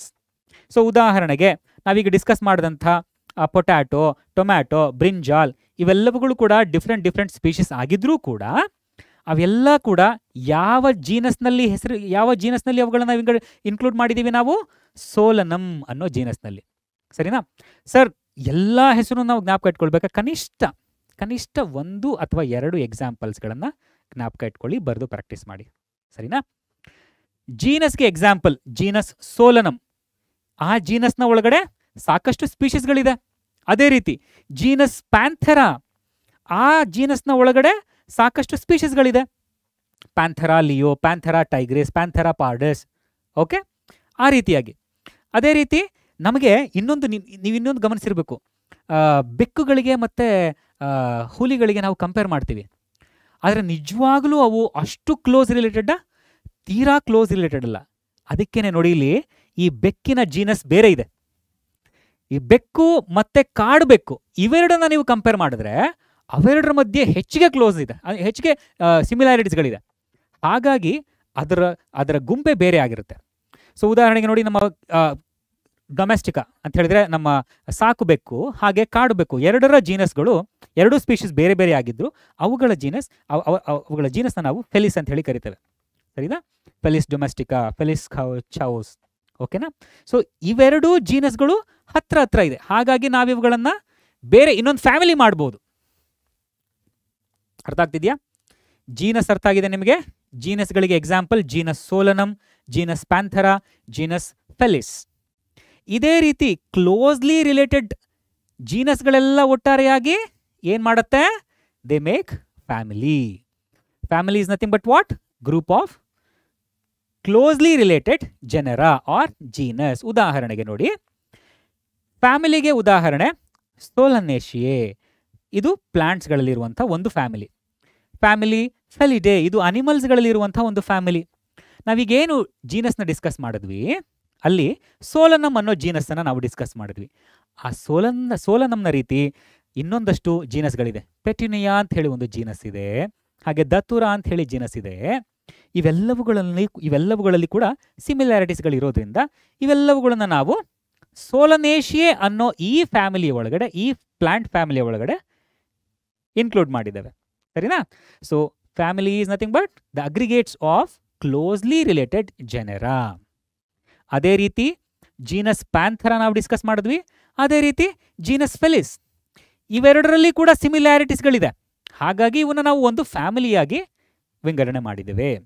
So family ಫೆಲಿಡೇನಲ್ಲಿ genus ಪ್ಯಾಂಥೆರಾ ಹಾಗೂ ಜೀನಸ್ ಫೆಲಿಸ್ ಎರಡೂ ಕೂಡ ಇದೆ. ಅರ್ಥ ಆಯ್ತಾ? ಈಗ ಮತ್ತೆ ನೆಕ್ಸ್ಟ್ ಸ್ಟೆಪ್, ಫ್ಯಾಮಿಲಿ ಆದಮೇಲೆ ನೆಕ್ಸ್ಟ್ ಸ್ಟೆಪ್ ಏನು ಬರುತ್ತೆ? ಫ್ಯಾಮಿಲಿ ಆದಮೇಲೆ closely related family, they all make order. ಸರಿನಾ? ಫ್ಯಾಮಿಲಿಯ ಮೇಲೆ ಆರ್ಡರ್ ಇದೆಯಲ್ವಾ? ಆರ್ಡರ್ ಅಂತ ಹೇಳಿದ್ರೆ group of related families or the aggregates of related families is nothing but what? Order. For example, ಈಗ ನಾವು ಪ್ಲಾಂಟ್ಸ್ ಮತ್ತು ಅನಿಮಲ್ಸ್ ಎರಡನ್ನೂ ತಗೊಳ್ಳೋಣ. ಈಗ ಆರ್ಡರ್ ಪಾಲಿಮೋನಿಯಲ್ಸ್ ಅಂಥೇಳಿ ಒಂದು ಆರ್ಡರ್ ಇದೆ. ಈ ಪಾಲಿಮೋನಿಯಲ್ಸ್ ಆರ್ಡರ್ನಲ್ಲಿ ನಮಗೆ ಸಾಕಷ್ಟು ಫ್ಯಾಮಿಲೀಸ್ಗಳು ಇರೋದನ್ನು ನಾವು ಗಮನಿಸ್ಬೋದು. ಉದಾಹರಣೆಗೆ ಫ್ಯಾಮಿಲಿ ಸೋಲನೇಶಿಯೇ, ಫ್ಯಾಮಿಲಿ ಕಾನ್ವವುಲೇಶಿಯೇ. ನೋಡಿ, ಈ ಹೆಸರುಗಳೆಲ್ಲ ನಿಮಗೆ ಮೊದಲನೇ ಸರ್ತಿ ನೀವು ಕೇಳ್ತಾ ಇದ್ದೀರಾ ನಿಮ್ಮ ಜೀವನದಲ್ಲಿ. ನೀವು ಕ್ಲಾಸ್ 9ನಲ್ಲಿ ಕೂಡ ನೀವು ಡೈವರ್ಸಿಟಿ ಬಗ್ಗೆ ಓದಿರ್ಲಿಕ್ಕಿಲ್ಲ. ನಿಮ್ಮ ಸಿಲೆಬಸ್ ರೆಡ್ಯೂಸ್ ಆಗಿತ್ತಾ? ಮೋಸ್ಟ್ ಪ್ರಾಬಬ್ಲಿ ಅಂದ್ಕೊಳ್ತೀನಿ. ಸೊ ಹಾಗಾಗಿ ಈ ಹೊಸ ಪದಗಳೇನಿದೆಯಲ್ಲ, ಇದನ್ನು ನೀವು ಬರೆದು ಪ್ರಾಕ್ಟೀಸ್ ಮಾಡಿದ್ರೆ ನಿಮಗೆ ತಲೆಯಲ್ಲಿ ಉಳ್ಕೊಳ್ಳುತ್ತೆ. ಸರಿನಾ? ನಾನು ಹೇಳ್ತಾ ಇದ್ದೀನಲ್ವಾ, ಈಗ ಆರ್ಡರ್ಗೆ 2 ಎಕ್ಸಾಂಪಲ್, ಆರ್ಡರ್ ಪಾಲಿಮೋನಿಯಲ್ಸ್, ಆರ್ಡರ್ ಕಾರ್ನಿವೋರಾ. ಈ ರೀತಿಯಾಗಿ 2 ಎಕ್ಸಾಂಪಲ್ಸ್ಗಳನ್ನು ಜ್ಞಾಪಕ ಇಟ್ಕೊಂಡ್ರೆ ಸಾಕಪ್ಪ. ಓಕೆನಾ? ಕೆಳಗಡೆಯಿಂದ ನೀವು ಬನ್ನಿ. ಸ್ಪೀಷೀಸ್ಗೆ 2 ಎಕ್ಸಾಂಪಲ್, ಜೀನಸ್ಗೆ 2 ಎಕ್ಸಾಂಪಲ್, ಫ್ಯಾಮಿಲಿಗೆ 2 ಎಕ್ಸಾಂಪಲ್, ಆರ್ಡರ್ಗೆ 2 ಎಕ್ಸಾಂಪಲ್. ಈ ರೀತಿಯಾಗಿ ನೀವು 2 ಎಕ್ಸಾಂಪಲ್ಸ್ಗಳನ್ನು ಜ್ಞಾಪಕ ಇಟ್ಕೊಂಡ್ರೆ ಅಟ್ಲೀಸ್ಟ್ 2 ನಾನು ಹೇಳೋದು ಸಾಕಾಗುತ್ತೆ. ಸೊ ಉದಾಹರಣೆಗೆ ನೋಡಿ, ಆರ್ಡರ್ ಕಾರ್ನಿವೋರಾದಲ್ಲಿ again family Felidae, family Canidae, they all are included in order Carnivora. Closely related families R group together to form or to make an order. ಹಾಗೆ ಕ್ಲೋಸ್ಲಿ ರಿಲೇಟೆಡ್ ಆರ್ಡರ್ಸ್ಗಳೆಲ್ಲ ಏನಾಗುತ್ತೆ, ಆರ್ಡರ್ಸ್ಗಳೆಲ್ಲ ಒಟ್ಟಾರೆಯಾಗಿ ಸೇರಿ ದೇ ಫಾರ್ಮ್ ಅ ಕ್ಲಾಸ್. ಸರಿನಾ? Closely related orders ಎಲ್ಲ ಒಟ್ಟಾರೆಯಾಗಿ ಅವುಗಳನ್ನು ನಾವು ಒಂದು ಕ್ಲಾಸ್ನಲ್ಲಿ ಇನ್ಕ್ಲೂಡ್ ಮಾಡ್ತೇವೆ. ಹೌದಾ? Class is nothing but what? Aggregates of closely related orders. ಉದಾಹರಣೆಗೆ ನೋಡಿ, ಈಗ ನಿಮಗೆ ಕ್ಲಾಸ್ ಡೈಕಾಟಿಲಿಡನೆ, ಹೌದಾ, ಕ್ಲಾಸ್ ಮ್ಯಾಮಲಿಯಾ, ಈ ರೀತಿಯಾದ ಸಾಕಷ್ಟು ಕ್ಲಾಸ್ಗಳು ನಾವು ಗಮನಿಸ್ಬೋದು. ಸರಿನಾ? ಈ ಕ್ಲಾಸ್ ಡೈಕಾಟಿಲಿಡನ್ ಅಂದರೆ ಸಿಂಪ್ಲಿ ನೀವು ಡೈಕಾಟಿಲಿಡನ್ಸ್ ಅಂತ ಅನ್ಕೊಂಬಿಡಿ. ಕ್ಲಾಸ್ ಡೈಕಾಟಿಲಿಡನ್ಸ್ನಲ್ಲಿ ನಮಗೆ ಆರ್ಡರ್ ಪಾಲಿಮೋನಿಯಲ್ಸ್ ಕೂಡ ಇರುತ್ತೆ, ಆರ್ಡರ್ ಸ್ಯಾಪಿನೆಂಡಲ್ಸ್ ಕೂಡ ಇರುತ್ತೆ. ಓಕೆ, ಹಾಗೆ ಕ್ಲಾಸ್ ಮ್ಯಾಮಲಿಯಾದಲ್ಲಿ ಆರ್ಡರ್ ಕಾರ್ನಿವೋರಾ ನಾವು ಡಿಸ್ಕಸ್ ಮಾಡಿದ್ವಿ, ಹಾಗೆ ಆರ್ಡರ್ ಪ್ರೈಮೇಟಾ ಕೂಡ ಇರುತ್ತೆ. ಸೊ ಈ ರೀತಿಯಾಗಿ ಕ್ಲೋಸ್ ರಿಲೇಟೆಡ್ ಅಥವಾ ತುಂಬ ಕ್ಲೋಸ್ ಆಗಿರುವಂತಹ ಆರ್ಡರ್ಸ್ಗಳೆಲ್ಲ ಒಟ್ಟಾರೆಯಾಗಿ ಸೇರಿ ನಮಗೆ ಕ್ಲಾಸನ್ನು ಫಾರ್ಮ್ ಮಾಡುತ್ತವೆ. ಹೌದಾ? ಅರ್ಥ ಆಗಿದೆ ಅಂತ ಅಂದ್ಕೊಳ್ತೀನಿ. ಓಕೆ, ಅರ್ಥ ಆಗಿಲ್ಲ ಅಂತ ಹೇಳಿದ್ರೆ ದಯವಿಟ್ಟು ಮತ್ತೊಮ್ಮೆ ನೋಡಿ. ಇನ್ನೂ ಅರ್ಥ ಆಗಿಲ್ಲ ಕಮೆಂಟ್ ಮಾಡಿ, ಡೌಟ್ ಸೆಷನನ್ನು ಅಟೆಂಡ್ ಮಾಡಿ. Okay, right. ಈಗ ಕ್ಲಾಸಸ್ ಆದಮೇಲೆ ಕ್ಲೋಸ್ಲಿ ರಿಲೇಟೆಡ್ ಕ್ಲಾಸಸ್ಗಳೆಲ್ಲ ಒಟ್ಟಾರೆಯಾಗಿ ಸೇರಿ ಏನಾಗುತ್ತೆ? ಫೈಲಮ್ ಆಗುತ್ತೆ. ಇಲ್ಲಿ ಎರಡು ಪದಗಳನ್ನು ನೀವು ಗಮನಿಸ್ಬೋದು, ಫೈಲಮ್ ಹಾಗೂ ಡಿವಿಷನ್ ಅನ್ನೋಂಥ ಪದ. ಈ ಫೈಲಮ್ ಅನ್ನೋ ಪದವನ್ನು ನಾವು ಅನಿಮಲ್ ಕ್ಲಾಸಿಫಿಕೇಶನಲ್ಲಿ ಬಳಸ್ತೇವೆ. ಹಾಗೆ ಈ ಡಿವಿಷನ್ ಅನ್ನೋ ಪದವನ್ನು ನಾವು ಸಾಮಾನ್ಯವಾಗಿ ಈ ಡಿವಿಷನ್ ಅನ್ನೋ ಪದ ಏನಿದೆಯಲ್ಲಪ್ಪ, ಇದನ್ನು ನಾವು ಪ್ಲಾಂಟ್ಸ್ಗಳಲ್ಲಿ ಬಳಸ್ತೇವೆ.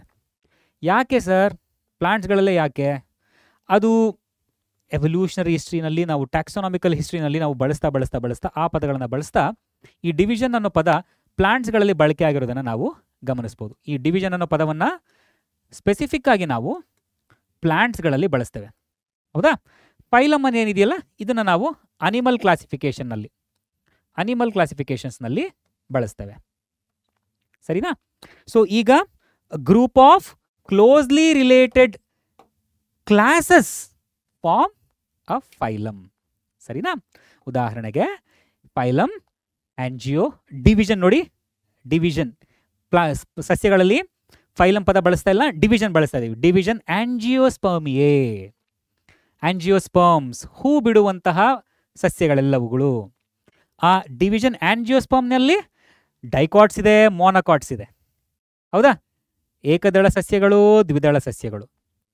ಹೂ ಬಿಡುವಂಥ ಸಸ್ಯಗಳು ಒಂದು ಡಿವಿಷನ್ ಆದರೆ ಅದರೊಳಗಡೆ ಎರಡು ಕ್ಲಾಸ್, ಡೈಕಾಟ್ಸ್, ಮೊನೊಕಾಟ್ಸ್. ಮತ್ತು ಈ ಡೈಕಾಟ್ಸ್ ಒಳಗಡೆ ಮತ್ತೆ ಸಾಕಷ್ಟು ಆರ್ಡರ್ಸ್ಗಳು. ಹಾಗೆ ಆಯಿತಾ? ಅರ್ಥ ಆಗ್ತಿದ್ದಿಲ್ಲಪ್ಪ? ಅದೇ ರೀತಿ ಫೈಲಮ್ ಕಾರ್ಡೇಟಾ, ಬೆನ್ಮೂಳೆ ಇರುವಂಥ ಎಲ್ಲ ಜೀವಿಗಳು ಅಂತ ಅಂದ್ಕೊಳ್ಳೋಣ. ಓಕೆನಾ?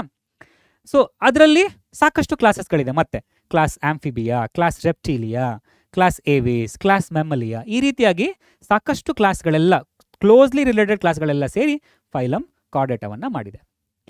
ಹೀಗೆ ಒಂದೆರಡು ಎಕ್ಸಾಂಪಲ್, ಆಂಜಿಯೋಸ್ಪರ್ಮಿಯಾ, ಕಾರ್ಡೇಟಾ, ಅನಿಮಲ್ನಲ್ಲಿ ಒಂದು ಎಕ್ಸಾಂಪಲ್, ಪ್ಲಾಂಟ್ನಲ್ಲಿ ಒಂದು ಎಕ್ಸಾಂಪಲ್ ಸಾಕಾಗುತ್ತೆ. ಸರಿನಾ? ಎಕ್ಸಾಮಿನೇಷನ್ ಪಾಯಿಂಟ್ ಆಫ್ ವ್ಯೂನ ಕೂಡ ಹಾಗೆ ಕ್ಲೋಸ್ಲಿ ರಿಲೇಟೆಡ್ ಫೈಲಮ್ಸ್ಗಳೆಲ್ಲ ಸೇರಿ ಏನು ಫಾರ್ಮ್ ಮಾಡುತ್ತೆ? They form a kingdom. Kingdom is the assemblage of closely related phylums or divisions, and it is the highest category.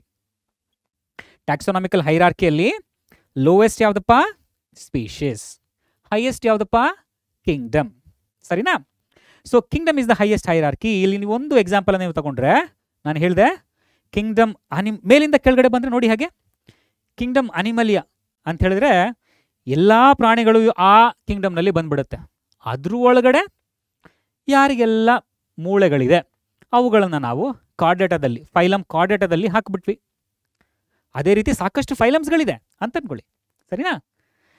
ಈ ಕಾರ್ಡೇಟಾದ ಒಳಗಡೆ ಮತ್ತೆ ಸಾಕಷ್ಟು ಕ್ಲಾಸಸ್ಗಳಿದೆ. ಅದರಲ್ಲಿ ಮೆಮರಿ ಗ್ಲ್ಯಾಂಡ್ಸ್ ಯಾರಿಗಿದೆ ಅವುಗಳನ್ನು ನಾವು ಕ್ಲಾಸ್ ಮ್ಯಾಮಲಿಯಾ ಅಂತ ಹೇಳಿ ಗುಂಪು ಮಾಡಿದ್ವಿ. ಅದ್ರೊಳಗಡೆ ಮತ್ತೆ ಕಾರ್ನಿವೋರಾ, ಮತ್ತೆ ಮಾಂಸಾಹಾರಿ ಪ್ರಾಣಿಗಳೇನಿದೆ ಅವುಗಳನ್ನೆಲ್ಲ ನಾವು ಒಟ್ಟಿಗೆ ಒಂದು ಕಡೆ ಹಾಕಿದ್ವಿ ಕಾರ್ನಿವೋರಾದಲ್ಲಿ. ಓಕೆನಾ? ಅದೇ ರೀತಿ ಮತ್ತೆ ಫ್ಯಾಮಿಲಿ ಫೆಲಿಡೆ, ಬೆಕ್ಕಿನ ಫ್ಯಾಮಿಲಿ. ಹೌದಾ? ಎಲ್ಲ ರೀತಿಯ ಬೆಕ್ಕುಗಳನ್ನು ನಾವು ಒಂದು ಫ್ಯಾಮಿಲಿಯಲ್ಲಿ ನಾವು ಹಾಕಿದ್ವಿ. ಫ್ಯಾಮಿಲಿ ಫೆಲಿಡೆ. ಆ ಬೆಕ್ಕುಗಳ ಫ್ಯಾಮಿಲಿಯಲ್ಲಿ ಬಿಗ್ ಕ್ಯಾಟ್ಸ್, ದೊಡ್ಡ ದೊಡ್ಡ ಬೆಕ್ಕುಗಳು ಯಾವ್ಯಾವಿದೆ ಅವೆಲ್ಲವುಗಳನ್ನ ನಾವು ಜೀನಸ್ ಪ್ಯಾಂಥರದಲ್ಲಿ ಹಾಕಿದ್ವಿ. ಅದರೊಳಗಡೆ ಒಂದು ಸ್ಪೆಸಿಫಿಕ್ ಸ್ಪೀಷೀಸ್ ಪ್ಯಾಂಥರಾ ಟೈಗ್ರಿಸ್. ಈ ರೀತಿಯಾಗಿ ಟ್ಯಾಕ್ಸಾನಮಿಕಲ್ ಹೈರಾರ್ಕಿ ಇರೋದನ್ನು ನಾವು ಗಮನಿಸಬಹುದು. ಸೊ ನಿಮಗೆ ಈ ಚಾಪ್ಟರ್ನಲ್ಲಿ ಇರುವಂಥ ಎಲ್ಲ ಅಂಶಗಳು ಅರ್ಥ ಆಗಿದೆ ಅಂತ ಭಾವಿಸ್ತಾ ಇದ್ದೀನಿ. ನಿಮಗೆ ಒಂದಷ್ಟು ಎಕ್ಸಾಂಪಲ್ಸ್ಗಳನ್ನು ಕೂಡ ನಿಮಗೆ ಇಲ್ಲಿ ಕೊಟ್ಟಿದ್ದಾರೆ ನಿಮ್ಮ ಟೆಕ್ಸ್ಟ್ ಬುಕ್ನಲ್ಲಿ, ಒಂದಷ್ಟು ಆರ್ಗ್ಯಾನಿಸಮ್ಸ್ಗಳು, ಹಾಗೆ ಅವುಗಳ taxonomic categories. And this is also, ಇದು ಕೂಡ ನಿಮ್ಮ ಎಕ್ಸಾಮಿನೇಷನ್ ಪಾಯಿಂಟ್ ಆಫ್ ವ್ಯೂನಿಂದ ತುಂಬ ಇಂಪಾರ್ಟೆಂಟ್ ಆಗುತ್ತೆ. ಒಂದು ಸರ್ತಿ KCET-ನಲ್ಲಿ ಕೂಡ ಒಂದಷ್ಟು ಕ್ವೆಶನ್ಸ್ಗಳನ್ನು ಇದನ್ನು ಈ ಭಾಗದಿಂದ ಕೇಳಿದ್ದಾರೆ. ಉದಾಹರಣೆಗೆ ನೋಡಿ, 4 ಎಕ್ಸಾಂಪಲ್ಸ್ಗಳನ್ನು ಕೊಟ್ಟಿದ್ದಾರೆ. ನನ್ನ ಕೇಳಿದ್ರೆ ಈ 4 ಎಕ್ಸಾಂಪಲ್ಸ್ಗಳ ಟ್ಯಾಕ್ಸಾನಮಿಕ್ ಹೈರಾರ್ಕಿ ಏನಿದೆಯಲ್ಲ, ಇದು ತುಂಬ ಇಂಪಾರ್ಟೆಂಟ್ ಆಗುತ್ತೆ ನಿಮ್ಮ ಬೋರ್ಡ್ ಎಕ್ಸಾಮ್ ಹಾಗೆ ನಿಮ್ಮ KCET ಎಕ್ಸಾಮಿನೇಷನ್ ಪಾಯಿಂಟ್ ಆಫ್ ವ್ಯೂನಿಂದ. ಸರಿನಾ? ನೋಡಿ, ಮ್ಯಾನ್ನ ಕಾಮನ್ ನೇಮ್, ಅಂದರೆ ಕಾಮನ್ ನೇಮ್ ಏನಿದೆ ಹ್ಯೂಮನ್ ಬೀಯಿಂಗ್ಸ್ನ ಕಾಮನ್ ನೇಮ್ ಏನಿದೆ ಮ್ಯಾನ್. ಓಕೆನಾ? ಬಯೋಲಾಜಿಕಲ್ ನೇಮ್ ಏನಿದೆ ಹೋಮೋ ಸೇಪಿಯನ್ಸ್. ಆ ಹೋಮೋ ಏನಿದೆಯಲ್ಲಪ್ಪ ಅದು ಜೀನಸ್ನ ಹೆಸರು. ಹಾಗೆ ನಾವೆಲ್ಲರೂ ಕೂಡ ಯಾವ ಫ್ಯಾಮಿಲಿಯಲ್ಲಿದ್ದೇವೆ? ಹೋಮಿನಿಡೇ ಅನ್ನೋ ಫ್ಯಾಮಿಲಿಯಲ್ಲಿದ್ದೇವೆ. ಹಾಗೆ ನಾವು ಯಾವ ಆರ್ಡರ್ನಲ್ಲಿದ್ದೇವೆ? ಪ್ರೈಮ್ಯಾಟಾ ಅನ್ನೋ ಆರ್ಡರ್ನಲ್ಲಿದ್ದೇವೆ. ಹಾಗೆ ನಾವೆಲ್ಲರೂ ಯಾವ ಕ್ಲಾಸ್ನಲ್ಲಿದ್ದೇವೆ? ಮ್ಯಾಮಲಿಯಾ ಅನ್ನೋ ಕ್ಲಾಸ್ನಲ್ಲಿದ್ದೇವೆ. ನಾವೆಲ್ಲರೂ ಯಾವ ಕಿಂಗ್ಡಮ್ನಲ್ಲಿದ್ದೇವೆ? ಯಾವ ಫೈಲಮ್ನಲ್ಲಿದ್ದೇವೆ? ಕಾರ್ಡೇಟಾ ಅನ್ನೋ ಫೈಲಮ್ನಲ್ಲಿದ್ದೇವೆ. ಹಾಗೆ ನಾವೆಲ್ಲರೂ ಯಾವ ಕಿಂಗ್ಡಮ್ನಲ್ಲಿದ್ದೇವೆ? ಆನಿಮಲಿಯಾ, ಕಿಂಗ್ಡಮ್ ಆನಿಮಲ್. ಅದೇ ರೀತಿ house fly, Musca domestica is the scientific name. Musca ಅನ್ನೋದು ಇಲ್ಲಿ ಜೀನಸ್ ನೇಮ್. ನೀವು ಮೂಸ್ಕಾ ಅಥವಾ Musca however you want you can pronounce, but Latin ಪದ ಭಾಷೆಯಲ್ಲಿ ಅದು ಮೂಸ್ಕಾ ಅಂತ ಹೇಳಿ ಪ್ರನೌನ್ಸ್ ಮಾಡ್ತಾರೆ. ಮ್ಯೂಸ್ಕಾ ಆರ್ ಮೂಸ್ಕಾ ಡೊಮೆಸ್ಟಿಕಾ. ಸೊ ಇದರಲ್ಲಿ ಮ್ಯೂಸಿಡೇ ಅನ್ನೋದು ಈ ಫ್ಯಾಮಿಲಿಗೆ, ಆ ಮ್ಯೂಸ್ಕಾ ಡೊಮೆಸ್ಟಿಕಾ ಅನ್ನೋದು ಮ್ಯೂಸಿಡೇ ಅನ್ನೋ ಫ್ಯಾಮಿಲಿಗೆ ಸೇರ್ಕುತ್ತೆ. ಹಾಗೆ ಆ ಆರ್ಡರ್ನ ಗಮನಿಸಿ, house fly, again forgot house fly, ಇದುವರೆಗೂ ನಾನು ಹೇಳ್ತಾ ಇದ್ದಿದ್ದು ಹೌಸ್ ಫ್ಲೈ. ಈ ಹೌಸ್ ಫ್ಲೈ ಅನ್ನೋದು ಯಾವ ಆರ್ಡರ್ನಲ್ಲಿದೆ? ಡಿಪ್ಟೆರಾ ಅನ್ನೋ ಆರ್ಡರ್ನಲ್ಲಿದೆ. ಹಾಗೆ ಯಾವ ಕ್ಲಾಸ್ನಲ್ಲಿದೆ? ಹೌಸ್ ಫ್ಲೈ ಇಸ್ ಅನ್ ಇನ್ಸೆಕ್ಟಾ ಅನ್ನೋ ಕ್ಲಾಸ್ನಲ್ಲಿದೆ. ಹಾಗೆ ಯಾವ ಡಿವಿಷನ್ನಲ್ಲಿದೆ? Arthropoda, jointed legs. ಅಂದರೆ ಯಾವ ಜೀವಿಗಳಿಗೆ ಜಾಯಿಂಟೆಡ್ ಲೆಗ್ಸ್ ಇರುತ್ತೆ ಅವುಗಳನ್ನೆಲ್ಲ ನಾವು ಆರ್ಥ್ರೋಪೋಡಾ ಅಂತ ಹೇಳಿ. ಇದ್ರ ಬಗ್ಗೆ ನಾವು ಇನ್ನಷ್ಟು ಡೀಟೇಲ್ ಆಗಿ ನಾನು ನಿಮ್ಗೆ ಹೇಳ್ಕೊಡ್ತೀನಿ, ತಲೆ ಕೆಡಿಸ್ಕೊಳ್ಬೇಡಿ. ಈ ಫೈಲಮ್ಸ್ಗಳೇನಿದೆಯಲ್ಲ, ಈ ಕಾರ್ಡೇಟಾ ಆಮೇಲೆ ಆರ್ಥ್ರೋಪೋಡಾ ಇವೆಲ್ಲ ಏನಿದೆಯಲ್ಲಪ್ಪ, ಇವುಗಳ ಬಗ್ಗೆ ನಾನು ಇನ್ನಷ್ಟು ಹೇಳ್ಕೊಡ್ತೀನಿ, ತಲೆ ಕೆಡಿಸ್ಕೊಳ್ಬೇಡಿ. ಈಗ ನೀವು ಇದನ್ನು ಸದ್ಯಕ್ಕೆ ಬರೆದು ಪ್ರಾಕ್ಟೀಸ್ ಮಾಡಬೇಕು. ಅದೇ ರೀತಿ ಮ್ಯಾಂಗೋದ ಸೈಂಟಿಫಿಕ್ ನೇಮ್ ಏನಿದೆ? Mangifera Indica. ಹಾಗೆ ಮ್ಯಾಂಗೋದ ಜೀನಸ್ ಯಾವುದು? ಮ್ಯಾಂಜಿಫೆರಾ. ಮ್ಯಾಂಗೋ ಯಾವ ಫ್ಯಾಮಿಲಿಯಲ್ಲಿ ಬರುತ್ತೆ? ಅನಕಾರ್ಡಿಯೇಸಿಯೇ. ಹಾಗೆ ಯಾವ ಆರ್ಡರ್ನಲ್ಲಿದೆ? ಸ್ಯಾಪಿಂಡೇಲ್ಸ್. ಓಕೆ. ಹಾಗೆ ಕ್ಲಾಸ್ ಯಾವುದರಲ್ಲಿದೆ? ಡೈಕಾಟಿಲಿಡಾನೆ. ಹಾಗೆ ಫೈಲಮ್ ಯಾವುದರಲ್ಲಿದೆ? ಆಂಜಿಯೋಸ್ಪರ್ಮಿಯೇ. ಅದೇ ರೀತಿ ವೀಟ್, ಟ್ರಿಟಿಕಮ್ ಏಸ್ಟಿವಮ್, ಟ್ರಿಟಿಕಮ್ ಪೊಯೇಸಿಯೇ. ಫ್ಯಾಮಿಲಿ ಯಾವುದು? ಪೊಯೇಸಿಯೇ. ಆರ್ಡರ್ ಯಾವುದು? ಪೊಯೆಲ್ಸ್. ಓಕೆ, ಪೊಯೆಲ್ಸ್. ಕ್ಲಾಸ್ ಯಾವುದು? ಮೊನೊಕಾಟಿಲಿಡಾನೆ. ಫೈಲಮ್ ಯಾವುದು? ಆಂಜಿಯೋಸ್ಪರ್ಮಿಯೇ. ಕಿಂಗ್ಡಮ್ ಇವೆರಡು ಪ್ಲಾಂಟ್ಸ್, ಇವೆರಡು ಆನಿಮಲ್ಸ್. ಅರ್ಥ ಆಯ್ತಾ? ಸೊ ಈ ಹೆಸರುಗಳನ್ನು ಬರೆದು ಪ್ರಾಕ್ಟೀಸ್ ಮಾಡಿದ್ರೆ ಅವು ನಿಮ್ಮ ತಲೆಯಲ್ಲಿ ಉಳ್ಕೊಳ್ಳುತ್ತೆ. ಬರೀಲಿಕ್ಕೆ ಇನ್ನೂ ಕಷ್ಟ ಆಗ್ತಿದೆ, ಇದಕ್ಕೇನಾದರೂ ನಿಮೋನಿಕ್ಸ್ ಹುಡುಕಿ ಸರ್, ಇದಕ್ಕೇನಾದರೂ ಹೆಲ್ಪ್ ಮಾಡಿ ಅಂತ ಹೇಳಿದರೆ ನೀವು ಕಮೆಂಟ್ ಸೆಕ್ಷನಲ್ಲಿ ನನಗೆ ಹಾಕಬೇಕು. ಯಾವುದಕ್ಕಾದರೂ ನನಗೆ ನಿಮೋನಿಕ್ಸ್ ಬೇಕು, ಅರ್ಥ ಆಗ್ತಿಲ್ಲ, ಅಥವಾ ಅದನ್ನು ಜ್ಞಾಪಕ ಇಟ್ಕೊಳ್ಳೋದಕ್ಕೆ ಹೇಗೆ. ನೋಡಿ, ಯಾವುದೇ ಒಂದು ವಿಷಯನಾಗಲಿಪ್ಪ, ಜ್ಞಾಪಕ ಇಟ್ಕೊಳ್ಳೋದಕ್ಕೆ ನನಗೆ ಗೊತ್ತಿರೋ ಹಾಗೆ ಒಂದಷ್ಟು ಪ್ರೂವನ್ ಟೆಕ್ನಿಕ್ಸ್ ಮಾತ್ರ ಇರೋದು. ಅಲ್ಲಿ ಯಾವುದು ರಾಕೆಟ್ ಸೈನ್ಸ್ ಏನಿಲ್ಲ. ಯಾವುದಾದ್ರೂ ಒಂದು ವಿಷಯನ ನಾವು ಪದೇ ಪದೇ ಅದನ್ನು ಓದಿನೋ ಅಥವಾ ಮನನ ಮಾಡಿಕೊಂಡೋ ಅಥವಾ ಅದನ್ನು ನೋಡಿನೋ ಅಥವಾ ಅದನ್ನು ಮಾಡಿನೋ ಅದರಲ್ಲಿ ಇನ್ವಾಲ್ವ್ ಆಗಿದ್ರೆ ಅದು ನಮ್ಮ ತಲೆಯಿಂದ ಎಲ್ಲೂ ಹೋಗಲ್ಲ. ರಿವಿಷನ್ ಅಥವಾ ಪದೇ ನಾವು ಒಂದು ಮಾಡಿದ ಕೆಲಸವನ್ನು ಮಾಡೋದು ಅಥವಾ ಬರೆದ ನೋಟ್ಸನ್ನು ಬರೆಯೋದು ಅಥವಾ ಕೇಳಿದ ಹಾಡನ್ನೇ ಕೇಳೋದು, ಅವಾಗ ನಮಗೆ ಹಾಡು ಬಂದ್ಬಿಡುತ್ತೆ. ನೋಡಿದ ಮೂವಿನೇ ನೋಡೋದು, ಇಡೀ ಮೂವಿನ ನಾವೇ ಸ್ಟೋರಿ ಹೇಳ್ಬಿಡ್ತೀವಿ, ಹೌದಲ್ವಾ? ಈ ರೀತಿ ಪದೇ ಪದೇ ನಾವು ಪ್ರಯತ್ನ ಮಾಡಿ ಪದೇ ಪದೇ ಬರೆಯೋದು, ಪದೇ ಪದೇ ಮನನ ಮಾಡ್ಕೊಳ್ಳೋದ್ರ ಮೂಲಕ ನಾವು ವಿಷಯಗಳನ್ನು ಹೆಚ್ಚಿಗೆ ನಮ್ಮ ತಲೆಯಲ್ಲಿ ಇಟ್ಕೊಳ್ಬಹುದು. ಸರಿನಾ? ಸೊ ಈ ಚಾಪ್ಟರ್ನಲ್ಲಿ ಇದ್ದಂತಹ ಅಷ್ಟು ಅಂಶಗಳನ್ನು ನಾನು ಕವರ್ ಮಾಡಿದ್ದೇನೆ. ಯಾವುದಾದ್ರೂ ಒಂದು ಅಂಶ ಮಿಸ್ ಆಗಿದೆ ಅಥವಾ ನಿಮಗೆ ಯಾವುದಾದ್ರೂ ಒಂದು ಅಂಶದ ಬಗ್ಗೆ ಇನ್ನಷ್ಟು ತಿಳ್ಕೊಳ್ಬೇಕು ಅಂತ ಹೇಳಿದ್ರೆ ನೀವು ನನಗೆ ಮರಿದೆ ಕಮೆಂಟ್ ಹಾಕಿ ಡೌಟ್ ಸೆಷನ್ಗೆ ವೆಯ್ಟ್ ಮಾಡಿ. ಸರಿನಾ? ಸೊ ನಂತರ ನಾನು ನಿಮ್ಮ ಟೆಕ್ಸ್ಟ್ ಬುಕ್ನ ಹಿಂದ್ಗಡೆ ಇರುವಂತಹ ಒಂದಷ್ಟು ಕ್ವೆಶನ್ಸ್ ಏನಿದೆಯಲ್ಲಪ್ಪ ಅದನ್ನು ಕೂಡ ಇಲ್ಲಿ ತೊಗೊಂಡಿದ್ದೇನೆ. ಅವುಗಳನ್ನು ಕೂಡ ತುಂಬ ಸಿಂಪಲ್ಲಾಗಿ ಹೇಗೆ ಆನ್ಸರ್ ಮಾಡೋದು ಅನ್ನೋದ್ರ ಬಗ್ಗೆ ತಿಳಿಸ್ಕೊಡ್ತೀನಿ. ಒಂದು 10 ಕ್ವೆಶನ್ಸ್ ಇದೆ ಅಂತ ಅಂದ್ಕೊಳ್ತೀನಿ. ಅದರಲ್ಲಿ ಒಂದು 5 ತೊಗೊಂಡಿದ್ದೀನಿ. ಇನ್ನು ಉಳ್ಕಿದ ಕ್ವೆಶನ್ಸ್ ಏನಿದೆಯಲ್ಲ ಅದೆಲ್ಲವುಗಳು ಕೂಡ ನಿಮಗೆ ನಮ್ಮ ಸ್ಟಡಿ ಮಟೀರಿಯಲ್ನಲ್ಲಿ ಸಿಗುತ್ತೆ. ವಿ ಹ್ಯಾವ್ ಪ್ರಿಪೇರ್ಡ್ ಅಂದರೆ ನಾವು ಸ್ಟಡಿ ಮಟೀರಿಯಲ್ಗಳನ್ನು ಕೂಡ ಪ್ರಿಪೇರ್ ಮಾಡಿದ್ದೇವೆ. ನಮ್ಮ ಟೆಕ್ಸ್ಟ್ ಬುಕ್ ಹಿಂದೆ ಇರುವಂಥ ಕ್ವೆಶನ್ಸ್ಗಳೇನಿದೆಯಲ್ಲ ಅದಕ್ಕೆ ಆನ್ಸರ್ಸ್ಗಳು, ಹಾಗೆ ನಿಮ್ಮ ಬೋರ್ಡ್ ಎಕ್ಸಾಮಿನೇಷನಲ್ಲಿ ಏನೇ ಕ್ವೆಶನ್ಸ್ಗಳನ್ನು ಕೇಳ್ತಾರೆ ಅದಕ್ಕೆ ಆನ್ಸರ್ಸ್ಗಳು, ಹಾಗೆ ನಿಮ್ಮ KCET ಪ್ರೀವಿಯಸ್ ಇಯರ್ ಕ್ವೆಶನ್ಸ್ಗಳೇನಿದೆ ಅದಕ್ಕೆ ಆನ್ಸರ್ಸ್ಗಳು, ಅವೆಲ್ಲವುಗಳನ್ನ ನಾವು ಸ್ಟಡಿ ಮಟೀರಿಯಲ್ ಅಂತ ಹೇಳಿ ಮಾಡಿ ನಿಮಗೆ ತಲುಪಿಸುವಂಥ ಪ್ರಯತ್ನವನ್ನು ಮಾಡ್ತಾ ಇದ್ದೀವಿ. ಅದನ್ನೆಲ್ಲ ನೀವು ನೋಡಿ ಓದಿ ಉಪಯೋಗ ಪಡ್ಕೊಳ್ಬೇಕು. ಸರಿನಾ? ಬೋರ್ ಆಗ್ತಾ ಇದೆಯಾ? ತಲೆ ಕೆಡಿಸ್ಕೊಳ್ಬಾಗಿ. ಹಾಗೆ ಹಾಡ್ತಾ ಹಾಡ್ತಾ ರಾಗ, ಓದ್ತಾ ಓದ್ತಾ ಪಾಠ ಅಂತ ಅಂದ್ಕೊಳ್ಳಿ. ಸರಿನಾ? ಸೊ ಸಾಧ್ಯ ಆದಾಗೆಲ್ಲ ಕ್ವೆಶನ್ಸ್ಗಳನ್ನು ನಿಮ್ಮಷ್ಟಕ್ಕೆ ನೀವೇ ಸಾಲ್ವ್ ಮಾಡೋದನ್ನು ಒಂದು ಚೂರು ಕಲೀರಿ, ಆಯಿತಾ?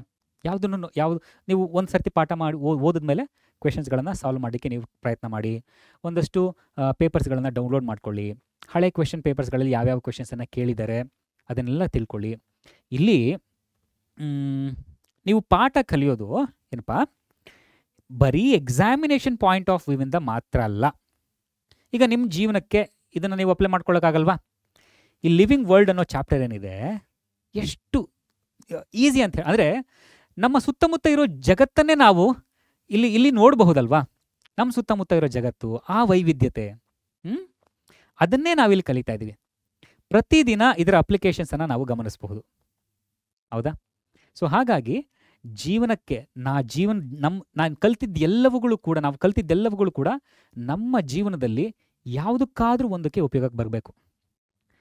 ಆ ಆಸ್ಪೆಕ್ಟಿಂದ ಕೂಡ ನಾವು ಕಲಿಬೇಕು. ಬರೀ ಮಾರ್ಕ್ಸನ್ನು ಪಡ್ಕೊಂಡು ಎಕ್ಸಾಮಿನೇಷನಲ್ಲಿ ಸ್ಕೋರ್ ಮಾಡೋದಷ್ಟೇ ಅಲ್ಲ, ನಮ್ಮ ಜೀವನಕ್ಕೆ ಅದು ಉಪಯೋಗಕ್ಕೆ ಬರಬೇಕು, ಹೌದಾ?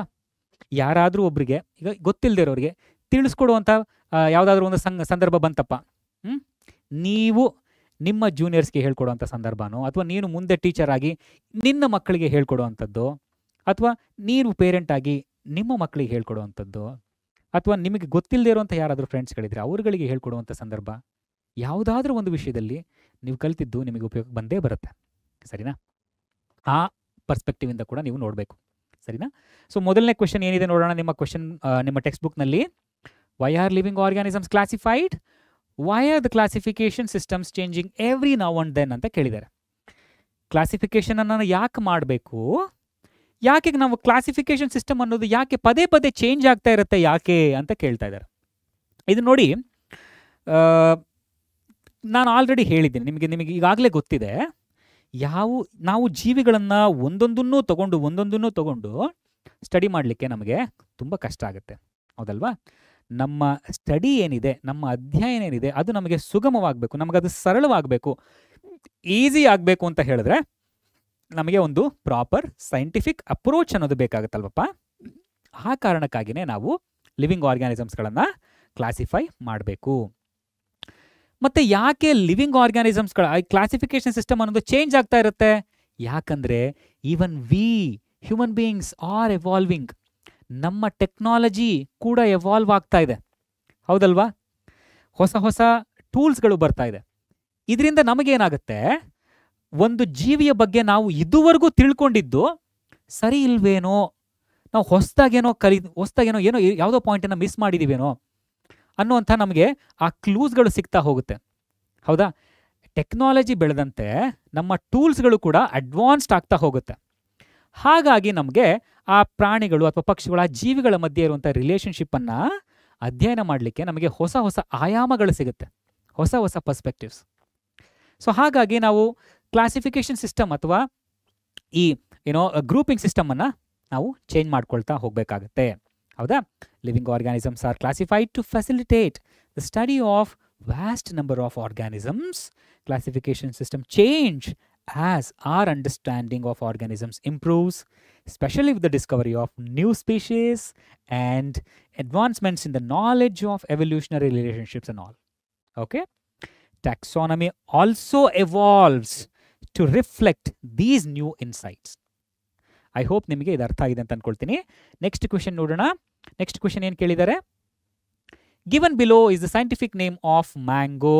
Identify the correctly written name. ಇದು ನಿಮಗೆ ಹೋಮ್ವರ್ಕ್. ನೀವೆಲ್ಲರೂ ಕೂಡ ಯಾರ್ಯಾರು ವಿಡಿಯೋನ ಸರಿಯಾಗಿ ನೋಡಿದಿರೋ ನೀವೆಲ್ಲರೂ ಇದರಲ್ಲಿ ಕರೆಕ್ಟ್ ಯಾವುದು ಅಂತ ನೀವು ಐಡೆಂಟಿಫೈ ಮಾಡಿ ಕಮೆಂಟ್ ಸೆಕ್ಷನಲ್ಲಿ ಹಾಕಬೇಕು. ನನಗೆ ಗೊತ್ತಿಲ್ಲ. I mean I am not forcing you. ನಿಮಗೆ ಟೈಮ್ ಸಿಕ್ಕರೆ ಇದು ಏನಾದರೂ ನಾನು ಪಾಠ ಮಾಡಿದ್ದು ನಿಮಗೆ ಕೇಳಿ ನಿಮಗೆ ಇಷ್ಟ ಆಗಿದೆ ಅಂತ ಅನಿಸಿದ್ರೆ ನೀವು ಅದನ್ನು ಆನ್ಸರನ್ನು ಅಲ್ಲಿ ಕಮೆಂಟ್ ಸೆಕ್ಷನಲ್ಲಿ ಹಾಕಿಪ್ಪ. ಈಗ ಕೊಟ್ಟಿರುವಂಥ ಆಪ್ಷನ್ ನೋಡಿ, ಮ್ಯಾಂಜಿಫೆರಾ ಇಂಡಿಕಾ, ಮ್ಯಾಂಜಿಫೆರಾ ಇಂಡಿಕಾ ಎರಡೂ ಕರೆಕ್ಟ್ ಇದೆ. ಏನು ವ್ಯತ್ಯಾಸ ಇರಬಹುದು? ಯಾವುದು ಕರೆಕ್ಟ್ ಇರ್ಬೋದು? ಇಲ್ಲಿ ಸಣ್ಣದ ವ್ಯತ್ಯಾಸ ಇದೆ. ಅದನ್ನು ನೀವು ಐಡೆಂಟಿಫೈ ಮಾಡ್ಲಿಕ್ಕೆ ಸಾಧ್ಯ ಅಂತ ಅಂದ್ಕೊಂಡಿದ್ದೀನಿ. ಅದನ್ನು ನೀವು ಕಮೆಂಟ್ ಸೆಕ್ಷನಲ್ಲಿ ಹಾಕಿ. ನಾನು ಕ್ವಿಕ್ಕಾಗಿ ಮೂವ್ ಆಗಿಬಿಡ್ತೀನಿ. ಓಕೆ? ಯಾರಾದರೂ ಸ್ಕ್ರೀನ್ಶಾಟ್ ತೊಗೊಂಡು ಇಲ್ಲೇ ನೋಡ್ಕೊಂಡ್ಬಿಟ್ಟಿರ ಆಮೇಲೆ ಓಕೆನಾ? ಹಾಗೆಲ್ಲ ಮಾಡಬಾರ್ದು ಆಯಿತಾ? No copying. ಹಾಂ, next define taxon. Give some examples of taxa at different hierarchy levels ಅಂತ ಕೇಳಿದ್ದಾರೆ. ಟ್ಯಾಕ್ಸಾನ್ ಅಂತ ಹೇಳಿದ್ರೆ ಏನಪ್ಪ? Taxon is nothing but what? Taxon is a category or a level or a rank in a taxonomical hierarchy. ಒಂದು taxon ಅನ್ನೋದು ಏನನ್ನ ಸೂಚಿಸುತ್ತೆ? A taxon is a unit of classification. Okay? Unit of classification. Taxon ಅನ್ನೋದು ಒಂದು rank, ಒಂದು unit of classification that represents a rank in a taxonomic hierarchy. ಒಂದು taxonomic ಹೈರಾರ್ಕಿಯಲ್ಲಿ ಕಂಡುಬರುವಂಥ ಒಂದು ಯೂನಿಟ್ಗೆ ಅಥವಾ ಒಂದು ರ್ಯಾಂಕ್ಗೆ ನಾವು ಟ್ಯಾಕ್ಸಾನ್ ಅಂತ ಹೇಳಿ ಕರಿತೇವೆ. Taxon singular, taxa is a plural word. ಅರ್ಥ ಆಗಿದೆ ಅಲ್ವಾ? ಸೊ ಹೀಗೆ ಇಲ್ಲಿ species, genus, family, order, class ಎಲ್ಲ ಇದೆಯಲ್ಲಪ್ಪ, ಇವೆಲ್ಲವುಗಳು ಕೂಡ ಒಂದೊಂದು taxon. Homo sapien, Solanum, Felidae, Primata, okay, Mammalia, Chordata, ಇವೆಲ್ಲವುಗಳು ಕೂಡ ಒಂದೊಂದು ಟ್ಯಾಕ್ಸಾನ್ಗಳೇನೆ. ಹೌದಾ? ಒಂದೊಂದು ರ್ಯಾಂಕ್ಗಳು, ಹೌದಲ್ವಾ? ಸೊ ಇವೆಲ್ಲವುಗಳನ್ನ ಒಟ್ಟಾರೆಯಾಗಿ ನಾವು ಟ್ಯಾಕ್ಸಾ ಅಂತ ಹೇಳಿ ಕರಿಬೋದು. ಟ್ಯಾಕ್ಸಾ ಇಸ್ ಅ ಪ್ಲೂರಲ್ ವರ್ಡ್. ಓಕೆನಾ? ಅದೇ ರೀತಿ ನೆಕ್ಸ್ಟ್ ಕ್ವೆಶನ್ ನೋಡೋಣ. Next question, define and understand the following terms. Phylum, class, family, order, genus ಎಲ್ಲ ಕೇಳಿದ್ದಾರೆ. ನಾವು ಕೆಳಗಡೆಯಿಂದ ಮೇಲಕ್ಕೆ ಹೋಗೋಣ. ಜೀನಸ್, ಮೊದಲು ಜೀನಸ್ ನೋಡೋಣ. ಜೀನಸ್ ಅಂದರೆ ಏನು? Closely related species. ಹೌದಲ್ವಾ? Closely related species are all grouped in genus. Okay? Group of related species. ಉದಾಹರಣೆಗೆ ಯಾವ್ಯಾವುದು? ಸಿಂಹ, ಹುಲಿ, ಚಿರತೆ, ಇವೆಲ್ಲವುಗಳು ಕೂಡ ಕ್ಲೋಸ್ಲಿ ರಿಲೇಟೆಡ್ ಸ್ಪೀಷೀಸ್ ಅಲ್ವಾ? ಇವೆಲ್ಲವನ್ನು ನಾವು ಒಂದು ಗುಂಪಲ್ಲಿ ಹಾಕಿದ್ದೀವಿ, ಒಂದು ಜೀನಸ್ನಲ್ಲಿ, ಪ್ಯಾಂಥೆರಾ ಅಂಥೇಳಿ.